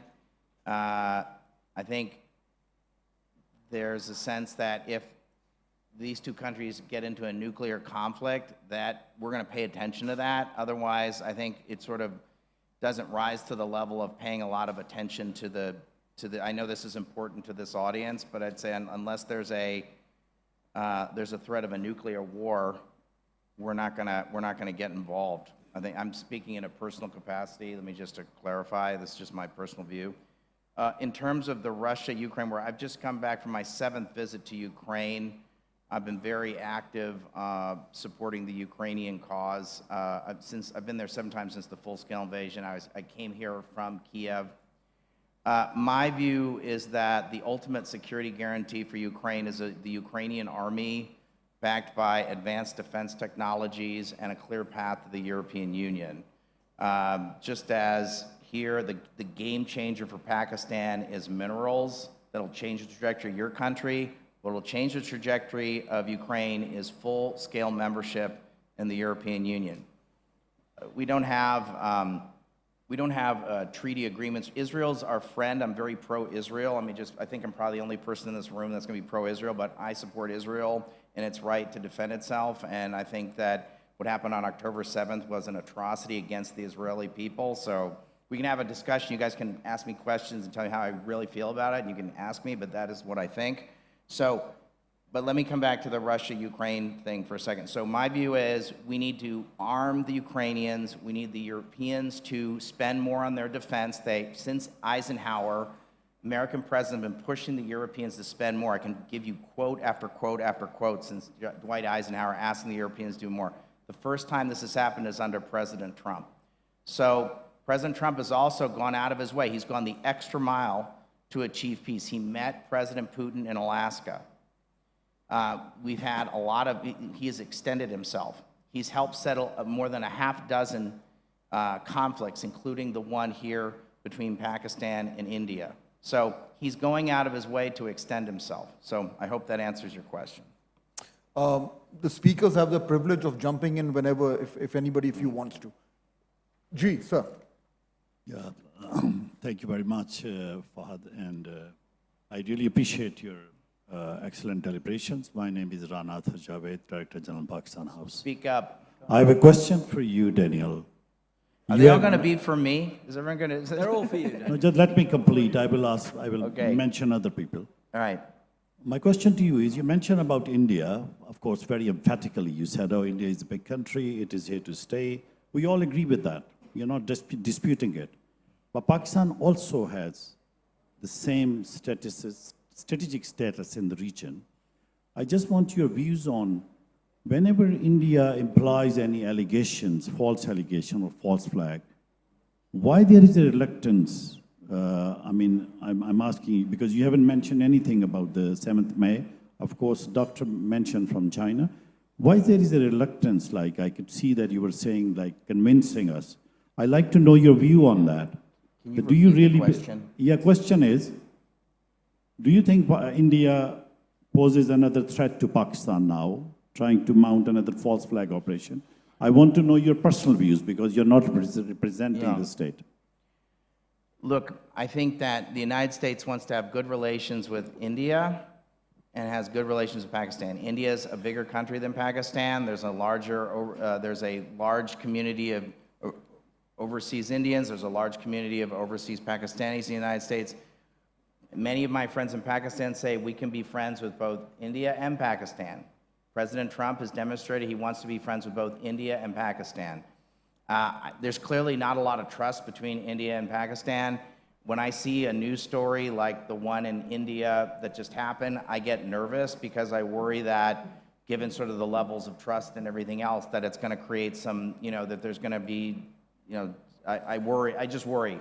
So I think that anything we can do to have great, it's difficult to, I don't know, I'll just stop there. I don't think I have anything else to say about this.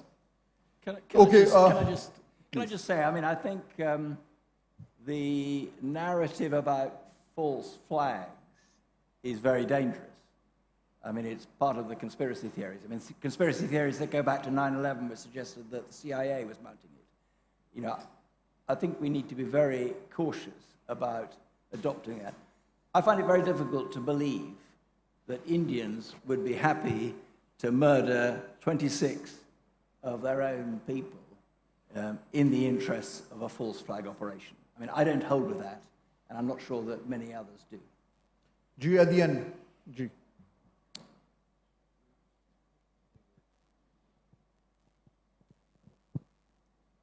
Hello, can you hear me? Okay. My first question is to Victor Gao. So basically, there is an extreme amount of polarization in the United States of America, where we see a lot of different, there's a debate, constant debate going on between the left and the right. As a young student from National University of Science and Technology, I see these things, I see the young generation. I want to know how China has done this amazing thing where the entire nation is going in a very singular direction of development, whereas US is going on a downhill trope of polarization and not caring about development in that sense. So how has China achieved that? And how is it better than the approach of the West in current regime? Who are you addressing the question to? Victor Gao. Thank you very much for your question. Before I answer your question, please allow me to express my condolence and mourning to the loss of life in that terrorist attack in India. But I want to urge everyone, don't jump the gun and accuse any other government for behind the terrorist attack. I condemn terrorist attacks of all colors, shapes, and forms. And whenever there is a terrorist attack, I hope investigation will be exhausted before you produce real evidence as to who was behind it. But let's really mourn the loss of life. That's number one. Number two is that, I was educated at Yale Law School. I went to the same law school as Vice President J.D. Vance did. I was 20 classes ahead of Vice President J.D. Vance. Let me tell you, when I look at the United States, comparing China and the United States, if we think China is a vehicle, the United States is a vehicle, China's vehicle has 4 wheels. It's always synchronized, moving together forward or backwards, or turning right or turning left. When you think about the United States as a vehicle, whether it has 4 wheels or not, I do not know. Maybe sometimes only 3. And the wheels are lined completely in opposing direction. One moves forward, the other moves backward, the other moves leftwise or rightwise. Now, I learned it was the original design. The American forefathers did not want to, founding fathers did not want to have a very strong government. They want to have enough checks and balances. So understanding the checks and balances in the US system is crucial. Now, allow me to mention one thing. I'm actually very much concerned about the economic situation in the United States. The federal government remains shut down today. Can you believe it?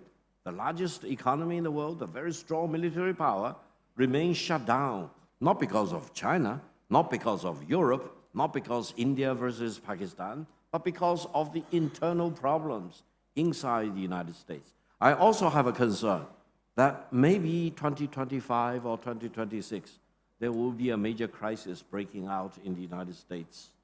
And if that does, and knock on the wood, I hope it will never happen, but if it does, let me tell you, there is only one country in this world which can save the United States, and that is China. China did that in 2008 during the international financial crisis. If you do not believe me, listen to what Hank Paulson said. He kept calling China in 2008, asking for China to bail out the United States. And if there is any really wobbling in Wall Street in the United States, no other country can bail out the United States other than China. That means, I hope Mr. Randi and all the American friends, whom I highly respect, will know how to deal with China. Don't alienate China too much, that eventually when that disaster does happen, God forbid, China will stand still and watch across the ocean. That will be a bad thing for the United States as well as for China. Now, the other thing is that I want to show you this one, and I'll wrap up. Now, this is a phone. It's a Huawei phone. It's all chips, all made in China, but it has one function that the Americans never will have. It has a satellite communication function, which will enable me to communicate to a high-altitude satellite, 35,000 kilometers above our head, 35,000 kilometers. It's not like the SpaceX, which communicates with low-orbit satellite, 350 kilometers. What does that mean? And this is a civilian-use phone. You do not see any extruded antenna in it. It's just a normal phone. This is for civilian use. The Americans will never have this technology because China has the proprietary technology of communicating 35,000 kilometers above your warhead. What does it mean? China wants to embrace peace, but in case of war, the lower orbit satellites will be destroyed. And the high altitude satellites may have greater opportunity or likelihood of remaining intact. That means in times of real war or a world war, you can communicate with this phone with anyone else in the world after everything is destroyed, after low orbit satellites will be destroyed. That's why I always say inevitability of peace between China and the United States. China has developed enough proprietary technologies to be way ahead of the United States. And the fact that the newly launched aircraft carrier, Fujian, which has the electromagnetic catapult system, is amazing.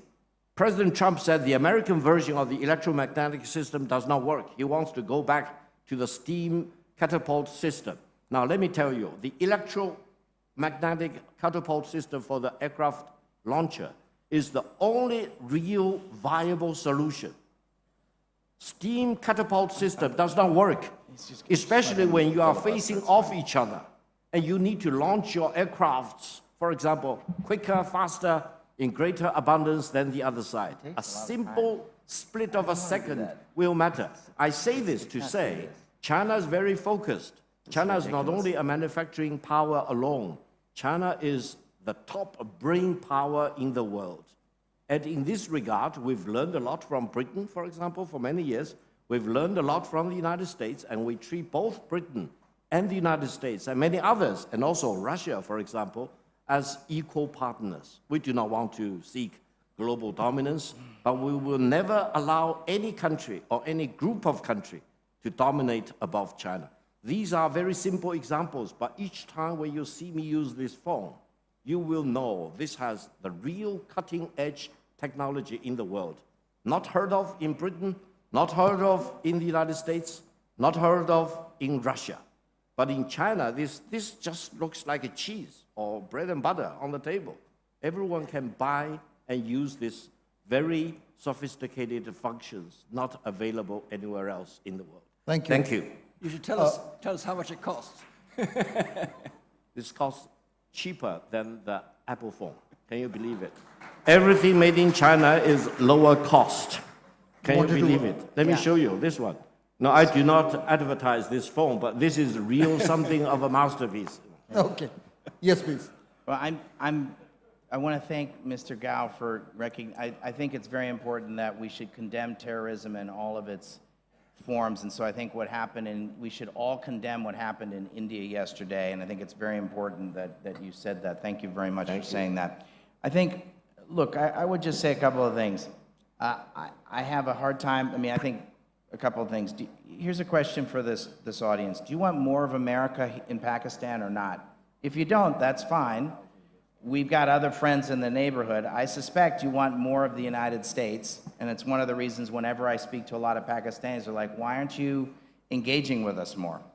So, I think the real opportunities in this changing environment is, I think the United States will remain, I'm optimistic about the United States. There's polarization, there's challenges. I remain optimistic. If you've lived in the United States, I think you know how resilient we are. I think what President Trump's doing on a number of different fronts is great. And so I think we're in the process of an American renaissance. We're dealing with the defense buildup. We're doing more in energy. So I don't know, I wouldn't underestimate the United States, but I would just say, I think the question for Pakistan is, do you want to engage here? I've been to about 100 countries. I've never been to a single country that says, I would love to be the vassal state of somebody else. So you guys have a choice. Do you want more of America here? Because we're potentially, right now, available to engage with you more. This is the first time in a long time we've had a complicated relationship. We're not going to be best friends, but if you want more of us, we're available. If you don't want more of us and you want to have kind of a singular relationship with one country, that's fine. We've got other countries we can talk to and work with. I'm proposing to you that there's some opportunities. If you want them, if you want more of the United States, I'm offering that to you. I am suggesting that to you. I've been a longtime friend of Pakistan's. I suggested a year ago that minerals was important. I'm happy that the governments of the United States and Pakistan have taken me up on that. So I'm now suggesting go deeper on that. If you want more of that, you don't have to. You can choose. You're a sovereign country. You can make your own choices. The other option is you can go deeper on this regional cooperation with Central Asia. I think the United States, if asked the right way, could help you with that and help Central Asia with that. My final point is, then I'm going to stop, is on AI. Before people get super excited about AI, if you guys go big on AI, it could be something like bigger than what Lahore uses in electricity. So before we get all excited about we're going to do so much, whatever it is, like the amount of energy, you guys are a water-constrained country, and you got a lot of problems in electricity, and you got a lot of problems with power. So get your house in order on those things before you get excited about this new shiny thing called AI, because it's going to require more power than the city of Lahore to power all the stuff you want to do in AI. So when you tell me when you've solved that, then we can talk about AI. So when you have the conversation about AI, the first thing I want to understand is where you're going to get your additional power from to power the AI that people are talking about. So I'm a friend of Pakistan's, but let's take a deep breath and let's get our house in order. I'd like to see it come from Turkmenistan. I'd like to see Pakistan buy more American LNG. You guys are going to need a lot of power if you're going to have an AI future. Thank you. Thanks. I have a question for Dr. Malina, I'll come back to it, but Air Marshal Amir Masood. We haven't had the gender balance yet. I was really hoping we were going to get some gender the balance next one here. is Can we get coming. all- yeah. My question from the panel is that you have talked a lot about the different parts of the world as far as the global order is concerned, Middle East, and you have talked about Europe, Russia, Southeast Asia, but there's no mention of Africa. Isn't it an important place, what's happening in Congo versus Rwanda, and what's, Trump view about South Africa? So I would like to hear from the panel and from Mr. Daniel that your policy of sanctions, how much has it been able to, give benefit to US, or vis-a-vis it has given more innovation to the countries which had been under sanction? Who are you thinking of in particular on the sanctions? Are you thinking of you guys? Well, or- sanctions against Iran, Russia, de-dollarization because of Russian sanctions. Okay. And Pakistan, going towards China and other market for GF-17 with sanctions. So this is how much has Okay. it benefited the United States? Okay. Africa? Someone else? Why don't we hear from the gentleman from the UK or the good doctor from Russia first? You haven't had a chance to speak. Yeah, or anything you want to talk about, doctor.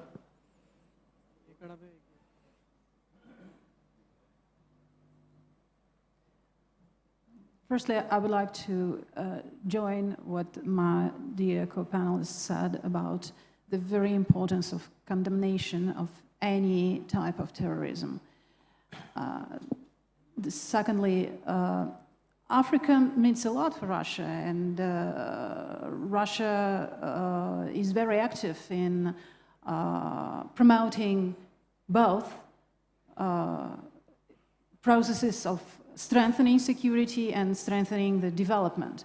And if I understand correctly, Russian approach is engaging African states into a variety of networks of interdependence and cooperation, and through this supporting any reconciliation processes and stabilization processes on African continent.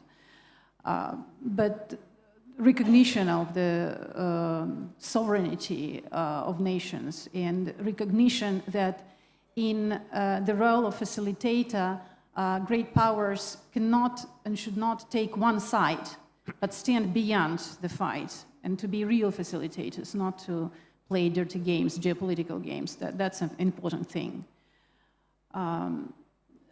Just if I may also share one observation, I very much appreciate that my dear British colleague mentioned that this is a commemoration day. For Russia, this is also an important date, and Russian soldiers fought not only on the Eastern Front, but on the Western Front.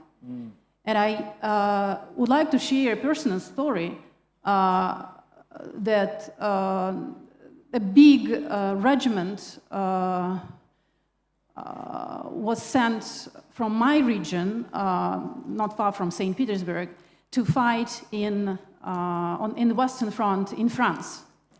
And in November previous year, I attended a very nice local exhibition in a local historical museum. And teachers of schools and pupils of schools, together with local intellectuals, attended this exhibition that was organized by St. Petersburg State University and the director of the museum. And the Russian Ministry of Foreign Affairs sent the letter of expressing the support, saying that it is very important under current conditions keep the historical memory of strategic alliance between the United Kingdom, France, and Russia during the First World War. So the memory of the alliance, the memory about the experience of strategic alliance stays not only in the textbooks and academic books, but also among the next generation of pupils who attend these exhibitions and are involved and engaged. So actually, I do not see and do not hear currently, neither from Russian officials nor from intellectuals and teachers at schools, that Russia is fighting with the West. Russia has launched special military operation to finish the bloodletting. And the peace process needs time, but it goes on. The interactions goes on. And they occur behind the closed doors, and I do not think that at this stage there should be some publicity. But I do hope that the bloodletting from both sides. I have many friends in Ukraine, and I suffer about the losses of families, both in Russia and in Ukraine. So any peaceful solution of any conflict, of course, is preferable. But unfortunately, I'm frustrated to recognize this, that unfortunately, when it goes about high politics, when the diplomatic and peaceful instruments of setting up the geopolitical constraints proved not to be effective enough, great powers have to rely on the logic and argument of armed violence. I do not think it's a good thing to continue this logic, and as soon as it's possible to stop exercising this logic, I will be the first to celebrate. Thank you. Yeah, very quickly. Thank you very much for mentioning Africa. Africa should not be the forgotten continent in the Margalla conference. The reality was that for quite a few decades, Africa was the forgotten continent as far as, unfortunately, the Europeans are concerned, because they have a lot of skeletons in their closet as far as Africa is concerned. I do not want to go into details. And also by the United States, because of its slavery history, etc. We do not want to go into details of that. China has no skeleton in its closet as far as Africa is concerned. China actually sacrificed a lot in supporting the African national liberation drive, mainly because at that time the Chinese leader was Mao Zedong, the predecessor of Deng Xiaoping, for whom I interpreted with. And Mao had this fancy of supporting people everywhere in the world in achieving their independence from colonialism and imperialism, for example. So that's the beginning of China's engagement with Africa. And for many years, China's cooperation with Africa was one-directional. China supported Africa, providing arms, providing financial support, providing ideological support. Later, around 2000, it changed. It became two-way traffic. China imported a lot, increasing amount from Africa, and exported a lot to Africa, to such an extent that there was an wakening up in Europe and in the United States for Africa. And again, let me put this on the record. China has no problem with American engagement with Africa, or European engagement, or with Japanese engagement with Africa. The more the better, because Africa needs help and assistance from all countries in the world which they can. And talking about connectivity, which Africa direly needs, the more roads you build, the better. The Chinese build road, the Japanese or the Americans, etc. But for the moment, only China is really spending a lot in building up connectivity of all kinds, building up power generations in the African continent and helping them to train talents of all kinds. So I hope there will be real awakening of interest in Africa in terms of the size of the population. Chinese population, African population are more or less on the par with each other now. In terms of the landmass, African continent is about 3 times as big as China. Now, each African country, on average, is less than a province in China. So China does have the expertise and the knowledge base in helping the African countries how to manage their situation and how to upgrade themselves, lifting their population out of poverty, building up connectivity, and really focus on manufacturing and industrial output. So let's all work together for the benefit of the African people. Thank you. Thank you. I would just say that there's a 400 million middle class in Africa. in the next 15 years, there'll be more citizens of Africa than the citizens of India and China combined. There's gonna be more people in Africa in some very short period of time than there are in India and China combined. So it's an enormous continent. I've been to 10 African countries. I helped shape, in the first Trump administration, its policy towards Africa called Prosper Africa. And I'm on the board of a business advisory group called Busara Global Advisors. They're specifically focused on U.S. and American business ties between Africa and the United States. I think the United States has been a very good partner to Africa in many different ways, whether it's in trade or security or development. So I think the West needs to do a better job of seeing Africa as an opportunity as opposed to a charity case. Hi. Picture. We'll get to all of them, right? We'll get to all of them? Marine. No, Marine.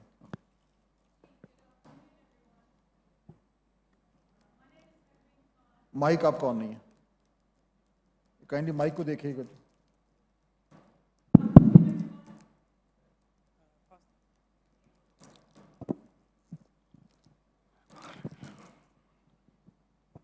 Hello, good afternoon, everyone. My name is Mehreen Khan, and I'm a public policy analyst.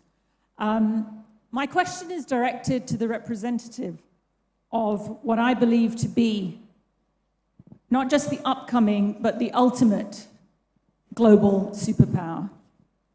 The only power that doesn't, and the only speaker that did not issue any disclaimers, who spoke for his country, on behalf of his country, and expressed himself openly, and that is Dr. Gao. The speaker that acknowledged the massive genocide in Gaza. And we condemn terrorist acts across the board. We also condemn genocides. We call them out and we condemn them. Thank you for acknowledging that Pakistan is a sovereign state. And thank you for allowing us the liberty of making friendships with our neighbors and choosing our friends. Well, we had a neighbor called Iran. We still have one, and we wanted to build a pipeline with them. And no prizes to the students at the back for guessing which country blocked that. So my question to Dr. Gao is, in 1998, I was a student at Harvard University. In fact, when Dean Nye was in charge, he was the ideator behind soft power. And I was studying a course called Foreign Policy. And in that course, there was a huge chunk devoted to the rising bear of China. And being a British Pakistani, I had no idea. China was never on my radar in the late 90s, because there was no fear-mongering in the British press about China. And going to America for the first time and studying there and living there for 2 years, I was just amazed at why the Americans were so afraid of China. That was 27 years ago. And clearly they were seeing the amazing changes that were happening in China economically, strategically, technologically, and they knew China was the threat to American bullying and American supremacy, which has come true.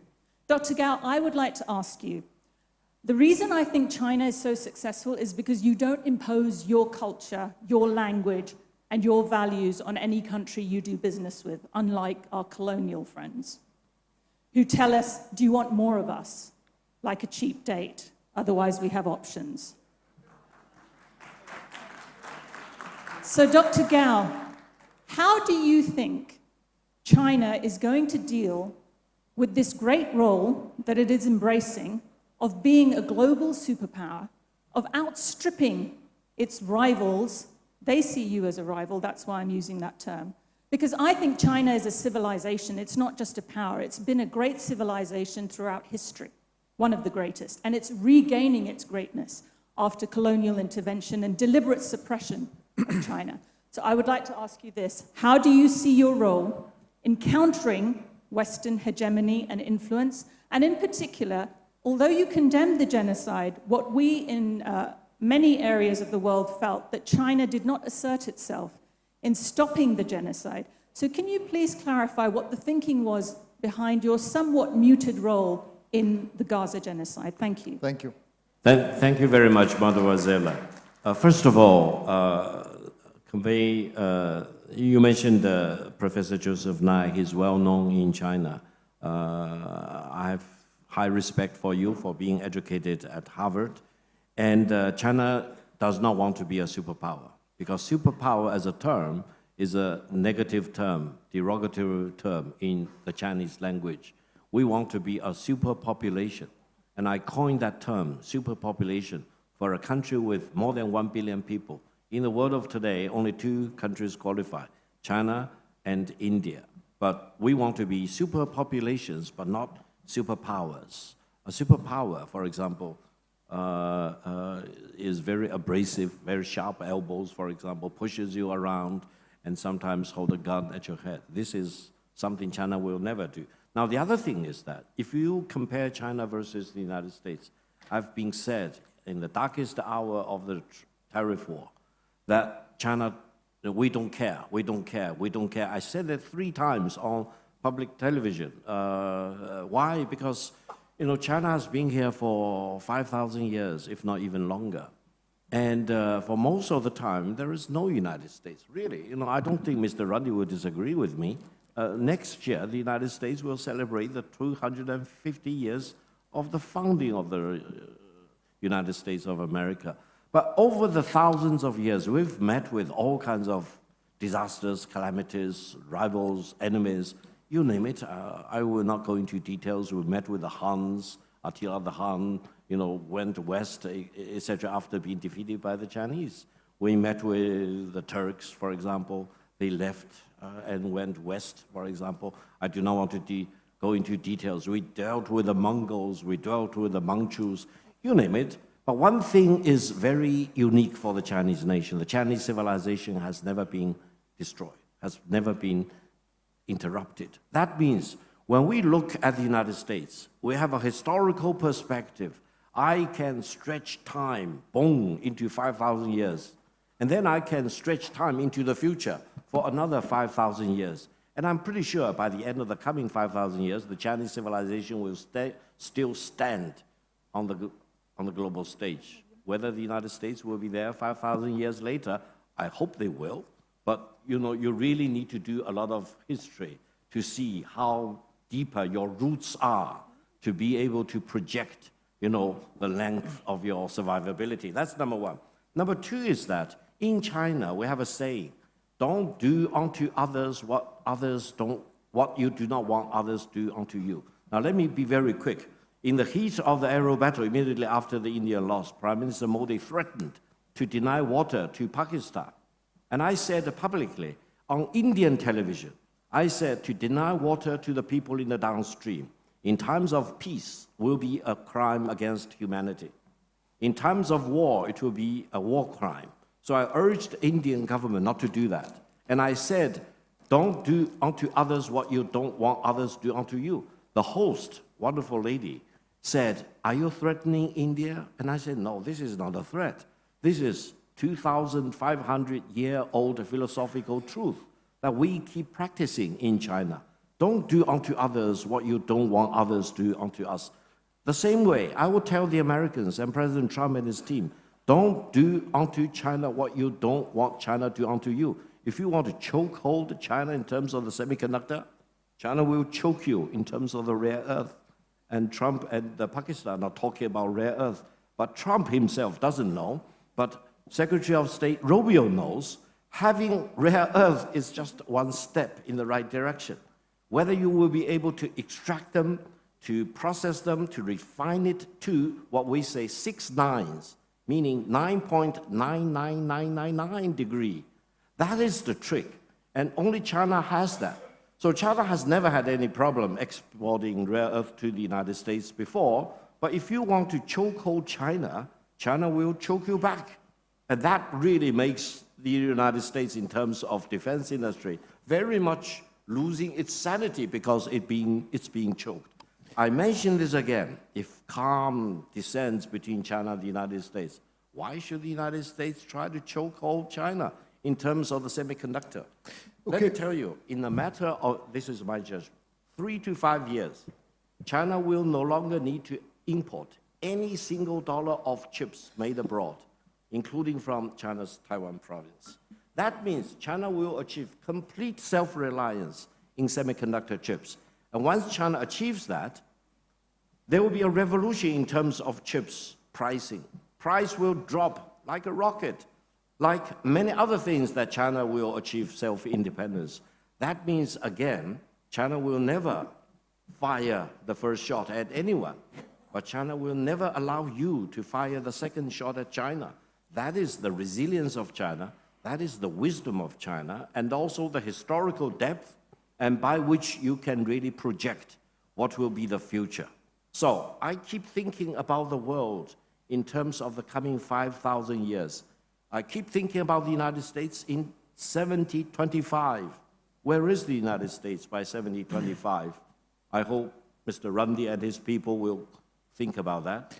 I keep thinking about China in 7025. Let me tell you my real truth. I believe China will be standing there by 7025.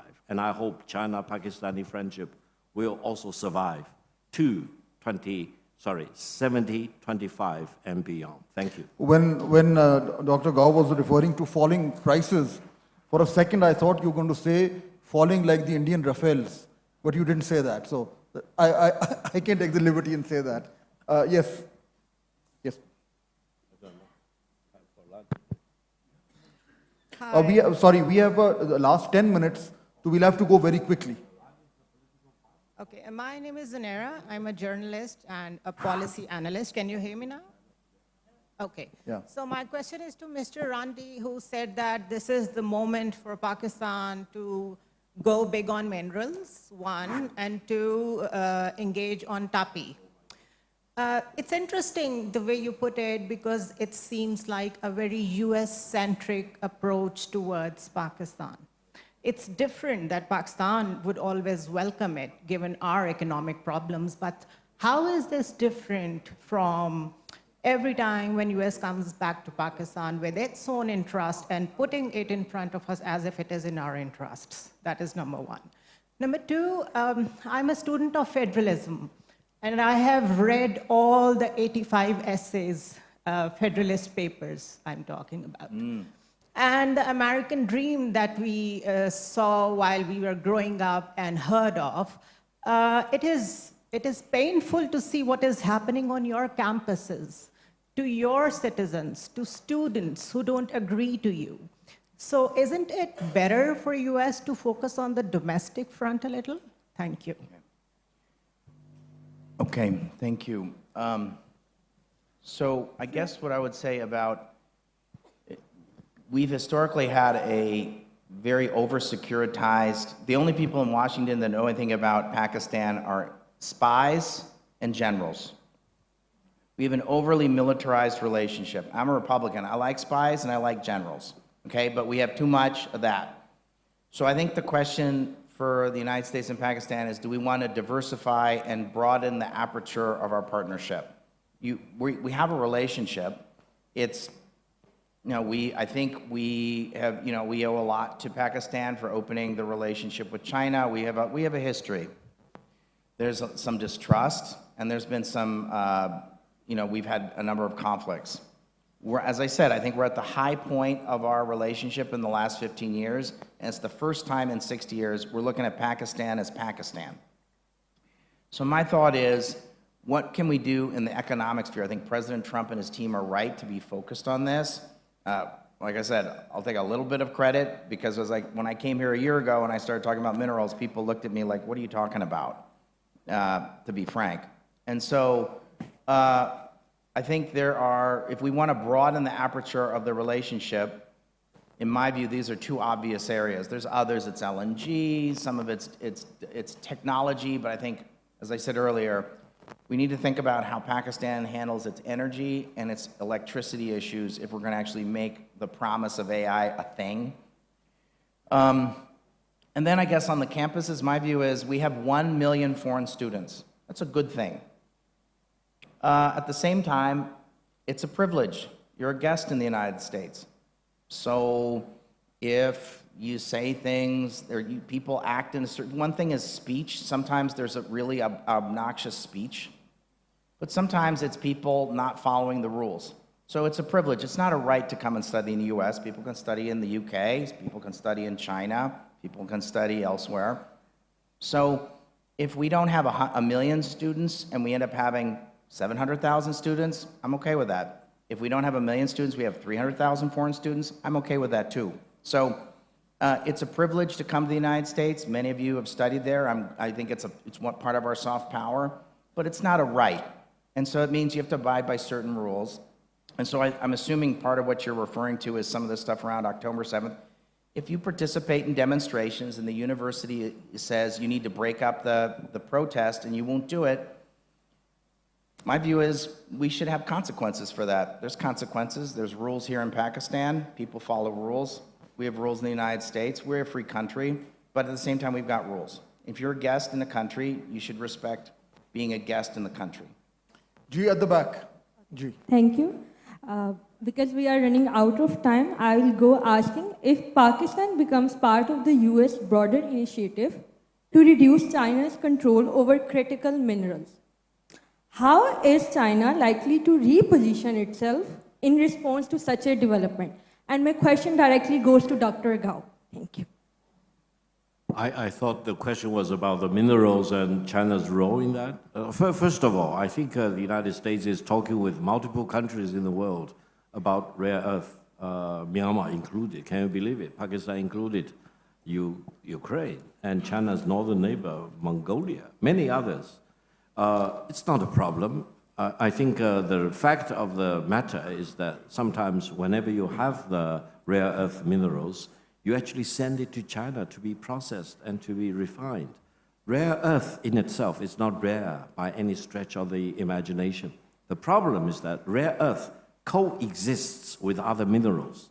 So you need to extract the rare earth part of the mineral from the other minerals, and then you need to process huge amount of other minerals in order to really extract a very tiny amount of rare earth. Then the difficulty really kicks in. You need to refine it into the highest level of fineness before it can really be used on advanced semiconductors, etc. Now, the trick is that if you use rare earth materials to build phantom planes, etc., and it is not of the highest quality, your planes, your missiles can be detected by the other side. And don't quote me when I say this, because I'm not an expert on this, but the noise I picked up is that when the B-2 bombers took off in the United States, flying west across the Pacific, and eventually dropped the bomb on Iran, the takeoff, the flight, and whatever it did in the air was picked up by very sophisticated radar. Even the cockpit dialogue between the pilots was picked up. Can you believe it? Now, this means some country, I do not want to name the name, you know what I'm talking about, has the very sophisticated technology. And if you really want to choke China in terms of the semiconductor chips, China will be self-reliant eventually, 3 to 5 years. But then it will take minimum 10 years before the United States can really come up with a real practical roadmap to manufacture and process and refine rare earth to the finest quality. And in a matter of today, 5 years will make or break anything in this world. So that leaves me again back to my conclusion, inevitability of peace. I want to be in eternal peace with people like Mr. Randi. Everyone in the United States, with all my classmates at Yale Law School, including my alumni, Vice President J.D. Vance, and I do hope he will win the presidential election in 2028 and be the next president in 2029. Therefore, between China and the United States, forget about all these rivalry, etc. China is not a rising power, allow me to mention. China has been in the top echelon for thousands of years. And China will never allow any country after the Opium War to rule above China and to bully China. So from the US perspective, don't call China as a rising power. We have risen again, again, and again. And look at the comparison between China today and Britain today. I told the British friends, China is not a competitor for Britain. Where do China compete with Britain, except for men's football team? Other than that, where is the competition? No, there is no competition. Britain will be ill-advised to think China as a competitor or a rival or an enemy. No way. China is not competing with Britain. China is thinking about landing the persons on the moon ahead of anyone else. And China is really very broadly minded. And China wants to embrace everyone in the world as an equal rather than to dominate above you. That is the China, and that is the resilience of China. When you think about China marching over 5,000 years to today. And I can tell you, I am a typical descendant of the Chinese civilization. And I want to keep marching forward into the future for another 5,000 years. By then, where is Great Britain? I do not know. You know, the British Prime Minister was an Indian-born, distinguished Prime Minister. And the Mayor of New York is a Muslim American born somewhere in Africa, is that right? So I would say, when we look at today, don't be seized up with today. Always think about the historical depth. And when we look at today, never only think about today, forecast into the future.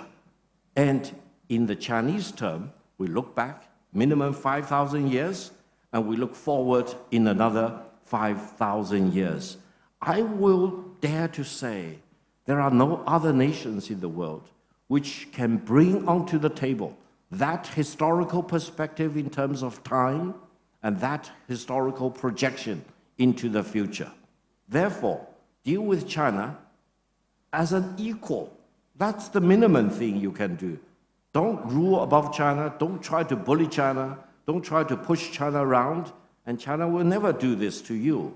China just wants to be your equal.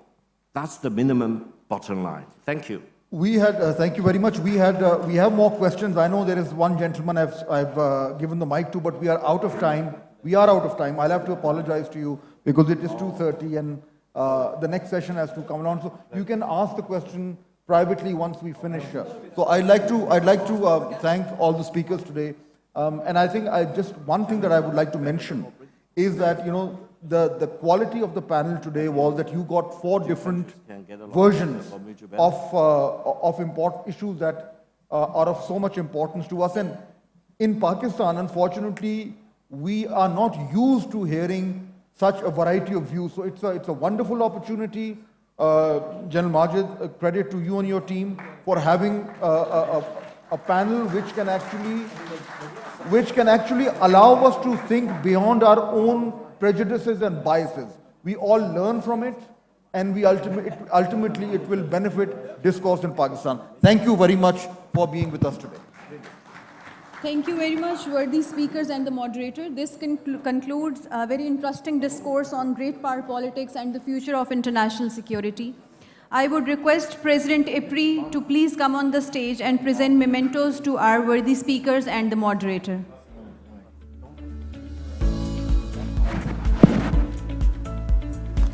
Mr. Daniel Runde.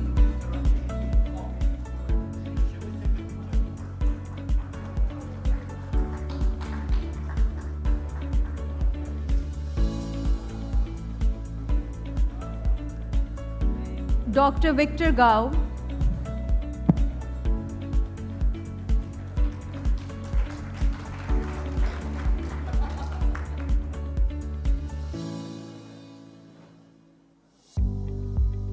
Dr. Anastasia Meligina.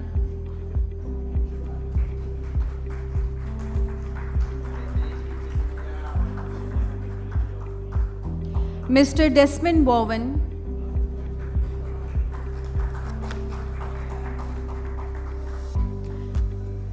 And finally, our moderator for the session, Mr. Fahad Hussain.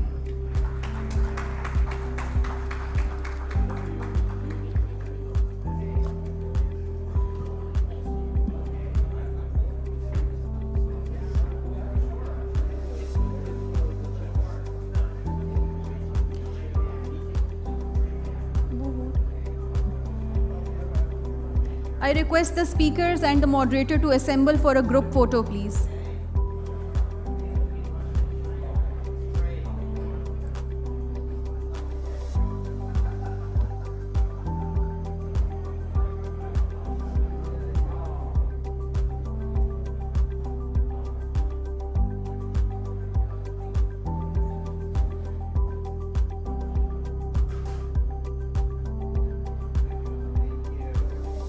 Ladies and gentlemen, we will now have a lunch break and will resume at 3:30 p.m. for the next working session, please.